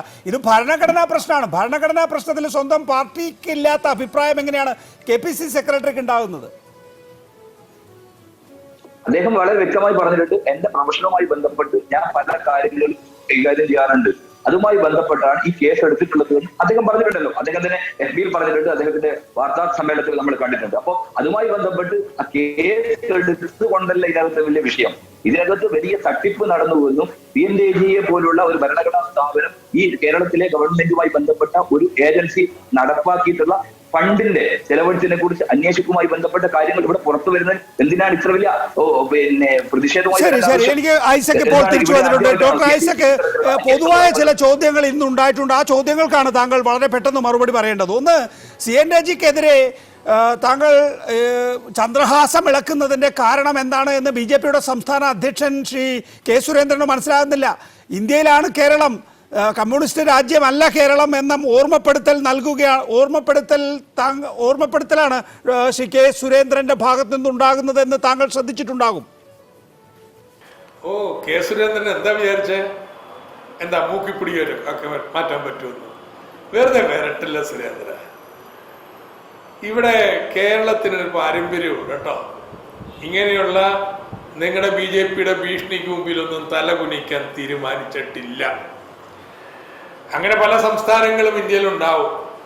വിലക്ക് മേടിക്കാൻ പറ്റുന്ന ഒരുപാട് MLAമാരും ഉണ്ടാവും. നിങ്ങളുടെ ഈ കളിയൊന്നും കേരളത്തിൽ നടക്കാൻ പറ്റുന്നില്ല. ഇത് ഇന്ത്യയുടെ ഭാഗമാണെന്ന് അറിയാവുന്ന, ഇന്ത്യയുടെ ഭാഗമായിട്ട് ഈ കേരളം നിൽക്കുമ്പോൾ കേരളത്തിന് ചില അവകാശങ്ങളുണ്ടെന്ന് ഇന്ത്യ ഇതുവരെ അംഗീകരിച്ചിരുന്നു. നിങ്ങൾ BJP ഉണ്ടല്ലോ, കേരളം മാത്രമല്ല ഇതുപോലെ കേരളം പോലുള്ള സംസ്ഥാനങ്ങളുടെ എല്ലാം അധികാരങ്ങൾ കവരെയാണ്. നിങ്ങൾ ഏതാനും ദിവസം കൊണ്ടല്ലേ ഒരു സംസ്ഥാനത്തെ തന്നെ ഇല്ലാതാക്കി കളഞ്ഞത്? പിന്നല്ലേ സംസ്ഥാനത്തിന്റെ അധികാരം? കാശ്മീർ നിങ്ങൾ പാസ്സാക്കിയിട്ടുള്ള ഏതെങ്കിലും ഒരു നിയമം എടുത്തു പറയൂ, സംസ്ഥാനത്തിന്റെ അധികാരം കവരാതുള്ള ഏതെങ്കിലും ഒരു നിയമം ഉണ്ടോ? സകല നിയമങ്ങളുടെയും കോമൺ ഡിനോമിനേറ്റർ സംസ്ഥാനങ്ങളുടെ അധികാരം പിടിച്ചുപിടിക്കലാണ്. നിങ്ങളെ ഇന്ത്യയിലെ ഡൈവേഴ്സിറ്റി, വൈവിധ്യത്തെ അംഗീകരിക്കാത്തൊരു പ്രത്യയശാസ്ത്രത്തിന്റെ ഉടമകളാണ് നിങ്ങൾ. ഒരു രാജ്യം, ഒരു രാഷ്ട്രം, ഒരു നികുതി എല്ലാം ഒന്ന് ഇല്ലെന്ന് ഇന്ത്യ പലതരക്കാരുണ്ട്. മലയാളി, ഞങ്ങൾക്ക് സ്വല്പം മലയാളി എന്നൊരു തോന്നലുണ്ട്, ഇന്ത്യക്കാരെന്ന് ഉള്ള തോന്നലും ഉണ്ട്, അതിൻ്റെ കൂടെ മലയാളി എന്നുള്ളതുണ്ട്. അങ്ങനെ ഓരോ സംസ്ഥാനത്തിനും അതിൻ്റെതായ അവകാശങ്ങൾ ഭരണഘടന നൽകിയിട്ടുണ്ട്. നിങ്ങളുടെ ഇന്ത്യയുടെ ഭാഗമാണെന്ന് പറഞ്ഞിട്ട് സുരേന്ദ്ര നിങ്ങൾ വന്നിട്ട് ഇതൊക്കെ അങ്ങ് പിടിച്ച് തിരിച്ചിടിക്കാൻ വെച്ചാൽ അനുവദിക്കില്ല. ഡോക്ടർ ഐസക്, ഇന്ന് രമേശ് ചെന്നിത്തല താങ്കളുടെ വാർത്താ സമ്മേളനത്തിന് മറുപടി വാർത്താ സമ്മേളനം നടത്തിയല്ലോ. അവിടെ രമേശ് ചെന്നിത്തല എന്തായാലും സംസ്ഥാനത്തിന് വായ്പ എടുക്കാൻ കഴിയില്ല എന്ന വാദം ഉന്നയിക്കുന്നില്ല. താങ്കൾ തന്നെ വാർത്താ സമ്മേളനത്തിൽ ചൂണ്ടിക്കാണിച്ചതുപോലെ UDF ഗവൺമെൻറ്റും വായ്പ എടുത്തിട്ടുണ്ട് എന്ന കാര്യം രമേശ് ചെന്നിത്തല അനുസ്മരിച്ചതാകും, അല്ലെങ്കിൽ താങ്കൾ പറഞ്ഞതുപോലെ സഹപ്രവർത്തകരോട് ചോദിച്ച് മനസ്സിലാക്കിയതായിരിക്കും. ഈ അങ്ങനെ പറയാതിരിക്കുമ്പോഴും താങ്കളുടെ മറുപടി UDF എന്തുകൊണ്ട് UDF വീണ്ടും വീണ്ടും ഈ ആക്ഷേപം ഉന്നയിക്കുന്നു എന്ന നിലയിൽ മറുപടി പറയുന്നതിൻ്റെ സാങ്കത്യം എന്താണ്? UDF പറയാത്ത കാര്യങ്ങൾക്ക് താങ്കൾ മറുപടിയായി താങ്കളുടേതായ വാദം ഉന്നയിക്കുമ്പോൾ താങ്കൾക്ക് വേറെന്തോ മറക്കാനുണ്ടെന്നല്ലേ അതിൽ നിന്ന് മനസ്സിലാക്കേണ്ടത് ഡോക്ടർ ഐസക്? അടിസ്ഥാന പ്രശ്നം ഇതാണ്. കിഫ്ബി 1999 മുതൽ വന്നതാണ്. 2016 നിയമ ഭേദഗതി വന്നത്. പക്ഷെ അപ്പോഴും അതിന്റെ അടിസ്ഥാന ഘടനയിലൊന്നും വ്യത്യാസം വരുത്തിയിട്ടില്ല. കിഫ്ബിയുടെ ആദ്യഘട്ടത്തിൽ LDF UDF വായ്പ എടുത്തു. അന്ന് അതിന് അധികാരം ഉണ്ടായിരുന്നു. ഈ നിയമ ഭേദഗതി വന്നിട്ടും 2016, 2017, 2018 ഈ 3 വർഷവും അധികാരം ഉണ്ടായിരുന്നു. C&AG ഒരു ഒബ്ജക്ഷൻ നടത്തിയിട്ടില്ല. C&AG 9 വട്ടം കിഫ്ബിക്ക് റിപ്പോർട്ട് നൽകിയിട്ടുണ്ട്, ഓഡിറ്റ്. ഒരിടത്ത് പോലും ഭരണഘടനാ വിരുദ്ധമെന്ന് പറഞ്ഞിട്ടില്ല. ഇപ്പം നാടാടെ പറയുന്നത് ഭരണഘടനാ വിരുദ്ധമാണ്. അപ്പൊ ഇതാണ് യഥാർത്ഥ പ്രശ്നം. ഇതുവരെ കേരളം എൻജോയ് ചെയ്തുകൊണ്ടിരുന്ന ഒരു അവകാശം, അത് ഇന്ന് ഇല്ലാതാക്കാൻ വേണ്ടി ഒരു നിലപാട്, ഒരു വ്യാഖ്യാനം ഇന്ന് C&AG കൊണ്ടുവരുന്നു. വ്യാഖ്യാനം എന്ന് പറയാൻ കാരണം ഭരണഘടനയെ മാറ്റമൊന്നുമില്ലല്ലോ. നേരത്തെയും ഭരണഘടന തന്നെ, നേരത്തെയും ഈ കിഫ്ബി തന്നെ. അപ്പോൾ പുതിയൊരു വ്യാഖ്യാനം വരുമ്പോ പ്രതിപക്ഷം പറയേണ്ടത് നിങ്ങൾ എവിടെ നിൽക്കണേ? C&AGയുടെ ഒപ്പമാണ് നിങ്ങൾ നിൽക്കുന്നതെങ്കിൽ കേരളത്തിലെ ജനങ്ങളോട് ഞങ്ങൾ പറയും, ഈ ഇവിടെ കേരളത്തിൽ ആരംഭിച്ചിട്ടുള്ള എത്രയോ പദ്ധതികൾ, ആ പദ്ധതികൾ എല്ലാം വേണമെന്നല്ലേ ജനങ്ങൾ പറയുന്നത്. അത് മുന്നോട്ട് കൊണ്ടുപോകാൻ UDF സമ്മതിക്കുന്നില്ല. UDFിനോട് ചോദിക്കുകയാണ്, കിഫ്ബി അല്ലെങ്കിൽ ഈ പ്രൊജക്റ്റുകൾ മുന്നോട്ട് കൊണ്ടുപോകാൻ നിങ്ങളുടെ കയ്യിൽ എന്താ പരിപാടിയുള്ളത്? എന്താ സൂത്രവിദ്യ? പറയട്ടെ. അവരെ കൊണ്ട് പറയിപ്പിക്കും. ഇപ്പോ ഈ ചർച്ച ആരംഭിച്ചിട്ട് 2ാം ദിവസമാണ്. പത്രസമ്മേളനം നടത്തി, ഇന്ന് പ്രസ്താവന നടത്തി. എവിടെയും പറയുന്നില്ല ഞങ്ങൾക്കുണ്ടൊരു പരിപാടി, വേറൊന്ന് ഈ പ്രൊജക്റ്റുകൾ നടപ്പാക്കാൻ വേണ്ടി. ഇല്ല, അവർക്കൊരു പരിപാടിയില്ല. അവർക്കാകെയുള്ള പരിപാടി ഇടതുപക്ഷ ജനാധിപത്യ മുന്നണി സർക്കാരിന്റെ ഈ നല്ല മുൻകൈകളെ തകർക്കുക എന്നുള്ള അജണ്ട മാത്രമേ ഉള്ളൂ.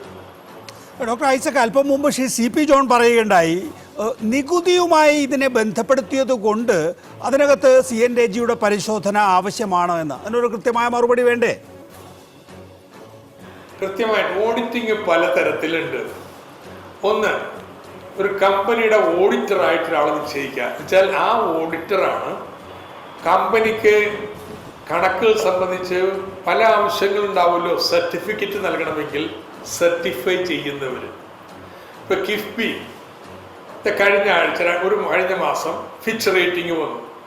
അവർക്ക് സർട്ടിഫൈഡ് ഓഡിറ്റർ റിപ്പോർട്ട് കൊടുക്കണം, അതുവരെയുള്ളത്.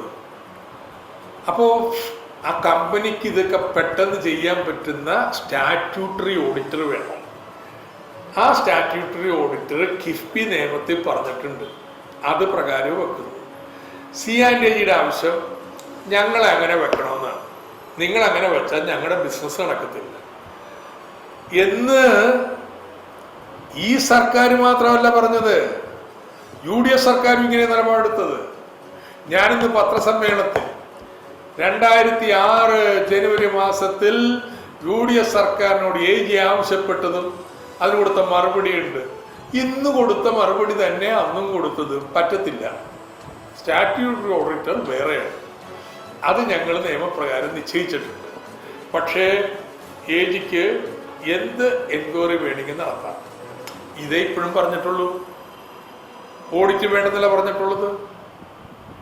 കേരളത്തിലെ പൊതുമേഖലാ സ്ഥാപനങ്ങളുടെയൊക്കെ ഓഡിറ്റർ AG ആണ്. അല്ല, അവർക്ക് നിയമാനുസൃതമായ ഓഡിറ്റർമാരുണ്ട്. AG എന്നാൽ ഓഡിറ്റ് ചെയ്യും, ഏത് രേഖയും പരിശോധിക്കാനുള്ള അവകാശമുണ്ട്. അതാണ് 14(1) നൽകുന്നത്. അത് പ്രകാരം ഓഡിറ്റിംഗ് കഴിഞ്ഞു. അതാണ് തമാശ.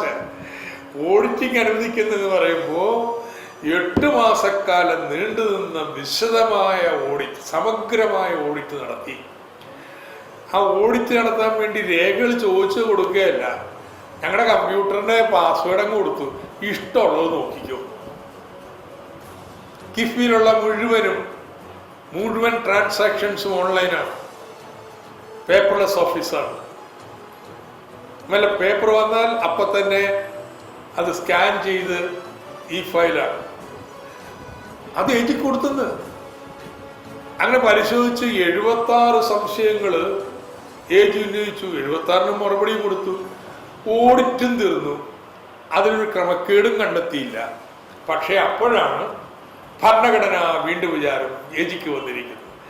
അതത്ര യാദൃച്ഛികമായിട്ട് വന്ന ഒന്നായിട്ട് കരുതുന്നില്ല. ഈ ലാവ്ലിന്റെ കേസിൽ ഇതുപോലൊരു കരട് റിപ്പോർട്ട് ഉണ്ടായി.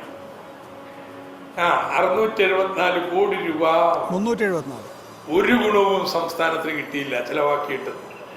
അത് വെച്ചിട്ടല്ലേ ലാവലിൽ ഇപ്പോഴും കത്തിച്ചുകൊണ്ടിരിക്കണ. ഏത് മീറ്റിംഗ് വന്നാൽ 674 കോടി രൂപ, അല്ല 374 കോടി രൂപ, 374 കോടി രൂപ, 374 കോടി രൂപ നഷ്ടമുണ്ടായി എന്ന് പറഞ്ഞുകൊണ്ടിരിക്കുന്നു. ഫൈനൽ റിപ്പോർട്ട് വന്നപ്പോൾ ഇത് പോയി. 374 കോടി രൂപക്ക് ആനുപാതികമായ നേട്ടം ഉണ്ടായില്ല എന്ന് മാത്രമാണ്. പക്ഷേ കരട് റിപ്പോർട്ട് വെച്ച് തൊടുത്ത് വിട്ട വിവാദം ഇന്നും സുപ്രീം കോടതി വന്നു നിൽക്കുക. ഇതൊക്കെ അറിയാവുന്ന നമ്മള് ഇങ്ങനെ കരടിൽ ഒന്ന് പറയുമ്പോൾ അത് നമുക്ക് മനസ്സിൽ പോണ ഇതൊക്കെ കേട്ടോ, ഇങ്ങനെയൊക്കെ ചില ഉന്നങ്ങൾ ചിലർക്കുണ്ടെന്ന്. അതുകൊണ്ടാണ് തുറന്ന് കാണിക്കുക തന്നെ ചെയ്യും. ഈ സ്വർണ്ണക്കള്ളക്കടത്ത് ഒരു വിഷയമല്ലെന്ന് അത് തീർന്നു കഴിഞ്ഞു. പ്രതിപക്ഷ നേതാവിന് വേറൊന്നും പറയാനില്ലാത്തതുകൊണ്ട് ഓഡിറ്റ് എന്ന് പറഞ്ഞുകൊണ്ടിരിക്കുക. ഈ സ്വർണ്ണക്കള്ളക്കടത്ത് പണം കിഫ്ബിയിൽ വന്നിട്ടുണ്ടോ ഡോക്ടർ ഐസക്? സ്വപ്നയുമായി താങ്കൾക്ക് അടുത്ത ബന്ധമുണ്ട്, ഫോൺ രേഖകൾ പരിശോധിച്ചാൽ മതി. കെ സുരേന്ദ്രൻ. ഇതാണ് ഈ സുരേന്ദ്രനൊക്കെ എത്രമാത്രം അധപ്പതിച്ചു എന്നുള്ളത് നോക്കാം. അദ്ദേഹത്തിനൊക്കെ ഇങ്ങനെയൊക്കെ കള്ളക്കടത്ത് നടത്തിയെല്ലാം നല്ല പരിചയം ഉണ്ടാവണം. നമുക്കൊന്നും അറിയാത്ത ചില വഴികൾ അദ്ദേഹത്തിന് അറിയാമെന്ന് തോന്നുന്നു. സുരേന്ദ്ര, ഇതിലേക്ക് പണം നൽകിയിട്ടുള്ളത് ഒന്ന് കേരള സർക്കാർ വേറെ പണം നൽകാൻ പറ്റൂല. കൺസോളിഡേറ്റഡ് ഫണ്ട് ഓഫ് ഇന്ത്യ വഴിയെ കൊടുക്കാൻ പറ്റും. സർക്കാരിന് വേറെ വഴി. പിന്നെ പണം നൽകിയിട്ടുള്ളത് ഇന്ത്യയിലെ ഒരു 5 ദേശസാൽകൃത ബാങ്കുകൾ, ബാങ്ക് അക്കൗണ്ട് വഴിയാണ് കേട്ടോ, വേറെ വഴിയൊന്നും പറ്റില്ല. നബാർഡ് കേന്ദ്ര സർക്കാരിന്റെ സ്ഥാപനം, പിന്നെ മസാല ബോർഡ്, ഇതേ ഉള്ളൂ. അപ്പോൾ എവിടെയാണ്, ഏത് വഴി കൂടിയാണ് വരണമെന്ന് പറഞ്ഞേച്ചാൽ മതി. നിങ്ങളിപ്പോ തെളിവൊന്ന് തന്ന് ഞങ്ങളെ അങ്ങ് ബോധ്യപ്പെടുത്തുക. എങ്കിലും നിങ്ങൾക്കറിയാവുന്ന ഒരു ഊടുവഴി ഉണ്ടല്ലോ, ആ വഴിയുടെ സാധ്യത ഒന്ന് പറഞ്ഞു തന്നേച്ചാൽ ജനങ്ങളോടൊന്ന് പറ. വെറുതെ ഉണ്ടയില്ല വേണ്ടി നാവിന് എല്ലില്ല എന്നുള്ളത് എന്തും വിളിച്ചു പറയാമെന്ന് ധരിച്ചിരിക്കുക അദ്ദേഹം. ഈ തദ്ദേശ ഭരണ തെരഞ്ഞെടുപ്പിന് ഇനി 1 മാസം മാത്രമല്ലേ ബാക്കിയുള്ളൂ ഡോക്ടർ ഐസക്? താങ്കളെ ഇറക്കിയിരിക്കുകയാണോ? പോയി ഈ വിഷയമെല്ലാം മാറ്റി പുതിയൊരു വിഷയം ഉണ്ടാക്കി കൊണ്ടുവരൂ. അങ്ങനെ പറയുന്നവർക്ക് 50,000 കോടി രൂപയുടെ പ്രൊജക്ടിന്റെ വലിപ്പത്തെ കുറിച്ച് അറിഞ്ഞുകൂടാ. ഈ 50,000 കോടി രൂപ ഉണ്ടാക്കുന്നതിന്റെ ഒരു പ്രാധാന്യം, അതിന്റെ വഴിമുട്ടിയാൽ ഈ പ്രൊജക്ടുകൾക്കൊക്കെ എന്ത് സംഭവിക്കുന്നു ചിന്തിക്കാൻ പോലും ശേഷിയില്ലാത്തവരാണ്. അതുകൊണ്ട് പ്രതിപക്ഷ നേതാവ് പറയേണ്ടതേ കിഫ്ബി വഴി പറ്റൂല, പിന്നെ ഏത് വഴി പറ്റും എന്ന് പറഞ്ഞത്. നമ്മളെ ഒന്ന് പഠിപ്പിക്കുക അദ്ദേഹത്തിന്റെ അറിവ്. ശരിയാണ്. ഇവിടെ ശ്രീ രഞ്ജിത്ത്, കിഫ്ബി ഒരു 50,000 കോടി രൂപയുടെ പദ്ധതി, ഇതിനകം തന്നെ 30,000 കോടി രൂപയുടെ പദ്ധതികളായി കഴിഞ്ഞിരിക്കുന്നു. ഇത് തകിടം മറിക്കുക എന്നുള്ളതാണോ ഇപ്പോൾ സ്വദേശി ജാഗരൺ മഞ്ചിന്റെ ലക്ഷ്യം, UDFന്റെ ലക്ഷ്യം? UDFന്റെ ലക്ഷ്യത്തെക്കുറിച്ച് താങ്കൾ പറയണ്ട, സ്വദേശി ജാഗരൺ മഞ്ചിന്റെ ലക്ഷ്യം എന്താണ്? ഈ 2150 കോടി രൂപയുടെ കാര്യം മാത്രമേ ഇവിടെ പ്രശ്നമായിട്ട് പറഞ്ഞിട്ടുള്ളൂ. അപ്പൊ ഈ 50,000 കോടി ഉണ്ടെങ്കിൽ അതിനകത്ത് 2150 കോടി രൂപ ആണോ ഇത് തകിടം മറിയുന്നത്? അപ്പം ഫാക്ച്വലി ഇൻകറക്റ്റ് ആയിട്ടുള്ള സ്റ്റേറ്റ്മെന്റ്സ് ആണ് ഇന്ന് ഫിനാൻസ് മിനിസ്റ്റർ ഇവിടെ നിന്ന് പറയുന്നതെന്ന് എനിക്ക് പറയേണ്ടി വരും. അദ്ദേഹം പറയുന്നത് 2016, 17, 18 ഉണ്ടായിരുന്ന ഓഡിറ്റിനെ പോലെ അല്ല. 2019 എടുത്തിരുന്ന ലോൺ അല്ലെങ്കിൽ മസാല ബോണ്ടും കൈ ഉണ്ടായിരുന്ന ഒരു വിദേശത്ത് നിന്ന് വന്ന ധനസമാഹരണം ഒരു കോൺസ്റ്റിറ്റ്യൂഷണൽ വയലേഷൻ ആണ് എന്നായിരിക്കണം CNAG റിപ്പോർട്ടിൽ വന്നിരിക്കുന്നത്. ഇത് 2019 ഉണ്ടായിട്ടുള്ളത്. അതിന് മുമ്പുള്ള വർഷങ്ങളിൽ ഒരു മസാല ബോണ്ട് വന്നിട്ടില്ല. അപ്പൊ അദ്ദേഹം എങ്ങനെയാണ് പറയുന്നത് ഫണ്ട് പറഞ്ഞില്ല ഇപ്പൊ പറഞ്ഞു ഒന്നും മനസ്സിലായില്ല. അപ്പൊ ഇത് ഒരു പക്ഷേ അവിടെയും ഒരു ക്ലാരിറ്റിക്ക് ഞാൻ നേരത്തെ ചോദിച്ചിരുന്നു ശ്രീ രഞ്ജിത്ത്. എൻ്റെ ചോദ്യം, നാഷണൽ ഹൈവേ അതോറിറ്റിക്ക് എടുക്കാമെങ്കിൽ NTPCക്ക് എടുക്കാമെങ്കിൽ എന്തുകൊണ്ട് സർക്കാർ വ്യാഖ്യാനിക്കുന്ന ഒരു കോർപ്പറേറ്റ് സ്ഥാപനമായ കിഫ്ബിക്ക് അത് കഴിയില്ല എന്ന്? HDFC മുതലായ ഇതിനുള്ള നിയമമല്ല ഇത്. ഇത് ഇന്നോ കോൺസ്റ്റിറ്റ്യൂഷൻ എന്ന് പറയുന്നത് ഭരണഘടനയിലുള്ള നിയമമാണ്. ആ നിയമത്തിനെ പറ്റിയാണ് നമ്മൾ ചർച്ചയുള്ളൂ. ഇതിനകത്ത് കിഫ്ബി എന്ത് ചെയ്തു എന്നോ അതിനകത്ത് അഴിമതി ഉണ്ടോ എന്നോ അതിനകത്തുനിന്ന് വേറെ ആരെങ്കിലും എടുത്തോന്നൊന്നും അല്ല. വളരെ ക്ലിയർ ആണ്. ഈ ക്ലിയർ ആയിട്ടുള്ള സ്റ്റേറ്റ്മെന്റ് എന്താണ്? 2150 crores മസാല ബോണ്ട്, അത് 9.723%. ആ 9.723% എന്നുള്ളത് മാത്രമല്ല, ഇതിന്റെ മൊബിലൈസേഷന് വേണ്ടി ഏതാണ്ട് ചെലവാക്കിയ പണം എല്ലാം കൂടെ നോക്കിയാൽ ഒരു 20 basis point ഇതിനേക്കാൾ കൂടുതൽ വരും. ഏതാണ്ട് 10% ഈ ലോൺ എടുത്തിരിക്കുന്നത്. അപ്പം ഈ ലോൺ എടുത്തത് ഇവിടുത്തെ പല ഫണ്ടുകളും അവിടെ അവൈലബിൾ ആണ്. പിച്ച് റേറ്റിംഗിനെ പറ്റി പറഞ്ഞു. ഈ റേറ്റിംഗ് എന്ന് പറയുന്നത് BB റേറ്റിംഗ് ആണ്. അത് ഗവൺമെന്റ് ഗ്യാരണ്ടി കൊടുത്താൽ ഏത് ഗവൺമെന്റിന്റെ ബോൺസിനും ആ റേറ്റിംഗ് കിട്ടുന്നതാണ്. അതുപോലെ തന്നെ ഇവിടുത്തെ സ്വകാര്യ സ്ഥാപനങ്ങൾ എത്രയോ AA റേറ്റിംഗ്സ് ഉള്ള സ്ഥാപനങ്ങൾ ഇവിടെ ഉണ്ട്. BB റേറ്റിംഗിന് ഈ പറയുന്ന CNAG പരിശോധന ഉള്ള ചോദ്യം ഇതേ ഉള്ളൂ. CNAG പരിശോധന ഉണ്ടെങ്കിൽ BB റേറ്റിംഗ് കിട്ടില്ല എന്നാണ് പറയുന്നത്. എന്ന് പറയുന്നത് സ്റ്റേറ്റ് ആണോ? നമ്പർ 1. 2, കിഫ്ബി സ്റ്റേറ്റ് ആണെങ്കിൽ ആ സ്റ്റേറ്റിൽ നിന്ന് പണം കൊടുത്തിട്ടുണ്ടെന്ന് ഇപ്പം ഫിനാൻസ് മിനിസ്റ്റർ തന്നെ പറഞ്ഞു. അപ്പൊ സ്റ്റേറ്റ് എന്റെ നികുതി പണം മാറ്റിയിട്ടുണ്ട്. 3, ഭരണഘടന അനുസരിച്ച് സ്റ്റേറ്റിന് വിദേശത്ത് നിന്ന് പണം ഉണ്ടാക്കേണ്ടത് വളരെ ചെറിയ കാര്യമാണ്. വളരെ സിമ്പിൾ ആയിട്ടുള്ള ക്വസ്റ്റ്യൻ. ശരി ശരി ശ്രീ നൗഷാദ് MLA, നോക്കൂ, ഇതിനകത്ത് ഇപ്പൊ വളരെ ചുരുങ്ങിയ ഒരു വിഷയം മാത്രമേ ഉള്ളൂ. എന്താണ് ഈ വിദേശത്ത് നിന്ന് വന്ന ഫണ്ട് 2019 വന്നിട്ടുള്ളത്. ബോംബെ സ്റ്റോക്ക് എക്സ്ചേഞ്ചിൽ പോയി മണിമുട്ടിയപ്പോൾ വന്ന പണമാണ്. ആ പണം ഈ കേരളത്തിന് എടുക്കാനാകില്ല എന്നുള്ളതാണ് ആക്ഷേപം. അതിനകത്ത് ഇനി തീരുമാനിക്കാനുള്ളത് ഈ കിഫ്ബി. ഇതങ്ങനെയല്ല. ഇത് ഒരു സിംഗിൾ സോഴ്സ്, ഒരു പെൻഷൻ ഫണ്ടിൽ നിന്ന് പ്രൈവറ്റ് ആയിട്ട് ഒരു പബ്ലിക് ഡോക്യുമെന്റും ഇല്ലാതെ പ്രൈവറ്റ് ആയിട്ട് സോഴ്സ് ചെയ്ത ഫണ്ടാണ്. നമ്പർ 1 അല്ലാന്ന് അദ്ദേഹം പറയട്ടെ. നമ്പർ 2, ഇത് സബ്സ്ക്രൈബ് ചെയ്ത് കഴിഞ്ഞിട്ടാണ് ഇത് കൊണ്ടുപോയി മണിമുട്ടിയത്. ആ ലിസ്റ്റിങ്ങിന്റെ ആവശ്യം എന്താണ്? അത് അപ്പൊ ഇങ്ങനെ ഇതിനൊക്കെ ഒരുപാട് പണം ചെലവാക്കി. ഇത് ഒരു ടെക്നിക്കൽ വയലേഷൻ എന്നുള്ളത് മാത്രമല്ല അതിനകത്ത് ഇഷ്യൂ. ഇത് കോസ്റ്റ് ഓഫ് ഫണ്ട്സ് നമ്മളെല്ലാവരും എല്ലാം കൊടുക്കുന്നതല്ലേ. നമ്മുടെ എല്ലാം നികുതി പണമല്ലേ അതിനകത്തോട്ട് പോകുന്നത്. ഡെവലപ്മെന്റ് വേണ്ടതല്ലേ.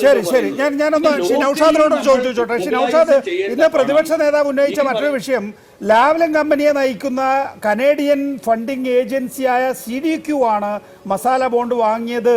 ലാവ്ലിംഗ് കമ്പനിക്കും മസാല ബോണ്ടുമായുള്ള ബന്ധം എന്ത് എന്ന് മന്ത്രി പറയണം.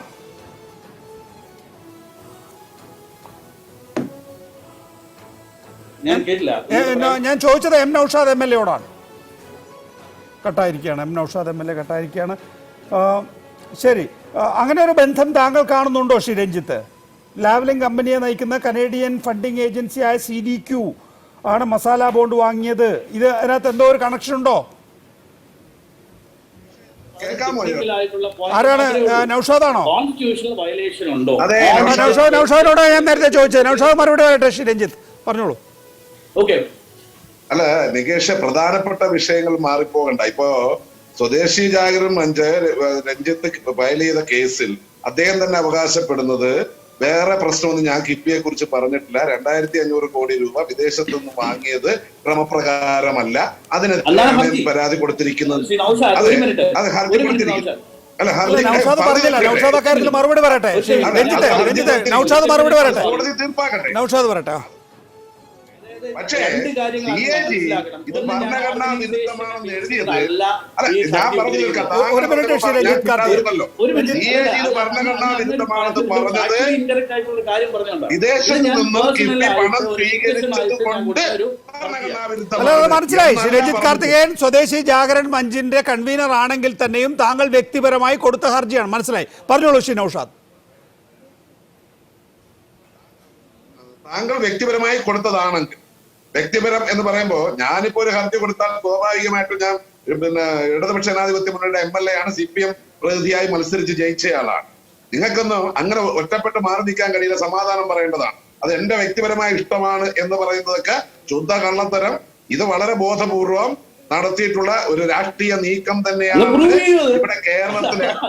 എന്റെ അഭിപ്രായമല്ലേ ഞാൻ പറയുന്നത്, എന്റെ അഭിപ്രായമാണ് ഞാൻ പറഞ്ഞത്. കേരളത്തിലെ ഈ വികസന കുതിപ്പ്, കേരളത്തിലുണ്ടായ വികസന കുതിപ്പ് ഇല്ലാതാക്കുന്നതിന് വേണ്ടി, പിറകോട്ടടിപ്പിക്കുന്നതിന് വേണ്ടി ബോധപൂർവം നടത്തിയിട്ടുള്ള ഈ ജനങ്ങൾ നേരിട്ട് ശരി ശരി ശരി നോക്കൂ ശ്രീ നൗഷാദ്, താങ്കളുടെ നിലപാടും വ്യക്തമാണ്. ശ്രീ റിജിൽ മാക്കുറ്റി, ഈ കോവിഡ് കാലഘട്ടത്തിൽ കിഫ്ബി ഇല്ലായിരുന്നെങ്കിൽ ഈ നാടിന്റെ അവസ്ഥ എന്താകുമായിരുന്നു?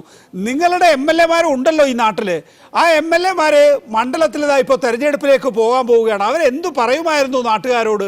എന്തിന് വോട്ട് ചെയ്യണമെന്ന് പറയുമായിരുന്നു? ഭരണപക്ഷത്തെ MLA ഫണ്ടില്ല, പ്രതിപക്ഷ MLA ഫണ്ടില്ല. അപ്പോഴാണ് കിഫ്ബിയിൽ വരുന്നത്. അതിനെ തകിടം മറിക്കാൻ ആരൊക്കെയായിട്ടാണ് നിങ്ങൾ കൂട്ടുപിടിക്കുന്നത് ശ്രീ റിജിൽ മാക്കുറ്റി? ഇതിനകത്ത് എങ്ങനെയാണ് തകിടം മറിയുന്നതെന്ന് എനിക്ക് മനസ്സിലായില്ല. എനിക്ക് തോന്നുന്നു ചിലപ്പോൾ ഇങ്ങനെ ഒരു വിവാദം ഉണ്ടാവുമ്പോൾ ശ്രീ രഞ്ജിത്ത് ഇങ്ങനെ ഒരു വിവാദം, ഞാൻ റിജിൽ മാക്കുറ്റിയോടാണ് ചോദ്യം ഉന്നയിച്ചത്. പക്ഷേ ഇവിടെ പ്രധാനപ്പെട്ട ഒരു കാര്യം ശ്രീ റിജിൽ മാക്കുറ്റി, ഒരു മിനിറ്റ് ഇതെങ്ങനെയാണ് തകിടം മറിക്കുന്നത് എന്നാണല്ലോ ശ്രീ രഞ്ജിത്ത് കാർത്തികേയൻ താങ്കൾ ചോദിക്കുന്നത്. നോക്കൂ, ഒരു മിനിറ്റ് ശ്രീ നൗഷാദ്, ഇത് എങ്ങനെയാണ് തകിടം മറിക്കുന്നത്? നമ്മള് വളരെ പ്രാധാന്യത്തോടുകൂടി, നമ്മൾ ഭയങ്കര ആഗ്രഹത്തോടു കൂടി കാത്തു നിൽക്കുന്നത് എന്താണ്? നമുക്ക് വേണ്ടത് ഈ മസാല ബോണ്ടിലൂടെ എത്ര പണം നമുക്ക് കൊണ്ടുവരാൻ കഴിയും, അതനുസരിച്ച് കേരളത്തിലെ അടിസ്ഥാന സൗകര്യ വികസനമാണ്. നോക്കൂ, ഇങ്ങനെ ഒരു വിവാദം ഉണ്ടാക്കിയാല് ഇനി മസാല ബോണ്ടിലെ പണം എടുക്കാൻ കഴിയോ? ഈ പണം തിരിച്ചു കിട്ടാൻ പോകുന്നില്ല എന്ന തോന്നലല്ലേ ഈ ഹർജിയിലൂടെ ഉണ്ടാക്കുന്നത്? അത് വിചാരിച്ചുകൊണ്ട് നമുക്ക് ഒരിക്കലും അങ്ങനെ അതിന് വേണ്ടിയിട്ടാണ് ബോധപൂർവം ഇത് ഭരണഘടനാ വിരുദ്ധമാണെന്ന് പ്രചരിപ്പിച്ച് ഇതിലേക്ക് നമ്മൾ കടമെടുക്കുകയാണ്. കടം തരാതിരിക്കാനുള്ള സാഹചര്യം സൃഷ്ടിക്കാൻ വേണ്ടിയിട്ടുള്ള ഒരു മിനിറ്റ് റിജിൽ മാക്കുറ്റി BJPക്ക് ആകെ ഒരു നിയമസഭാ മണ്ഡലേ ഉള്ളൂ. കോൺഗ്രസിന്റെ UDFന്റെ നിയമസഭാ മണ്ഡലങ്ങളും LDFന്റെ നിയമസഭാ മണ്ഡലങ്ങളും ഒരു തരത്തിലും വികസിക്കാൻ പാടില്ല എന്ന ലക്ഷ്യം BJPക്ക് ഉണ്ടോ ശ്രീ റിജിൽ മാക്കുറ്റി? അതൊക്കെ അറിഞ്ഞിട്ട് തന്നെയാണോ നമ്മുടെ പറയണ്ട? ഇവിടെ നടന്ന ഏറ്റവും വലിയ തട്ടിപ്പ് പ്രതിപക്ഷ നേതാവ് ഉന്നയിച്ച ഒരു പ്രധാനപ്പെട്ട ഒരു ആരോപണമുണ്ട്. എന്താണ്? ഈ കിഫ്ബിയുമായി ബന്ധപ്പെട്ട് 16,000 കോടി രൂപയാണ് ചെലവായി, 16,000 കോടി രൂപയാണ് കിട്ടിയത്. അത് 6,000 കോടി മാത്രമേ ചെലവഴിച്ചിട്ടുള്ളൂ. അതിന്റെ പ്രൊജക്റ്റുമായി ബന്ധപ്പെട്ട് 60,000 കോടിയാണ്. ഈ ബാക്കി പണം എവിടെ പോയി എന്നുള്ള ചോദ്യം ബഹുമാനനെ പ്രതിപക്ഷ നേതാവ് ഉന്നയിച്ചിട്ടുണ്ട്. ഇത്രയും വലിയ തട്ടിപ്പ് വികസനത്തിന് ഞങ്ങൾ എതിരല്ല. തട്ടിപ്പ് നടത്തി മുമ്പോട്ട് പോകുമ്പോൾ അത് പിടിക്കപ്പെടും എന്നായപ്പോ നമുക്കത് പോക്കറ്റ് എടുക്കാനും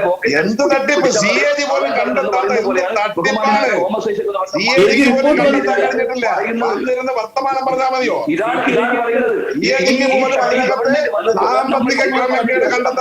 ബന്ധപ്പെട്ട തട്ടിപ്പ്. അതോ സർക്കാർ മാറാണ്. അതിന്റെ ഏറ്റവും വലിയ തട്ടിപ്പാണ് ഇവിടെ പുറത്തു വന്നത്. ശരി റിജിൽ മാക്കുറ്റി, ഒപ്പം തന്നെ ഡോക്ടർ ശ്രീ രഞ്ജിത്ത് കാർത്തികേയൻ, ഒപ്പം തന്നെ M. Noushad, doctor TM Thomas Isaac, editors അവർ സഹകരിച്ചതിന് നന്ദി. നമസ്കാരം.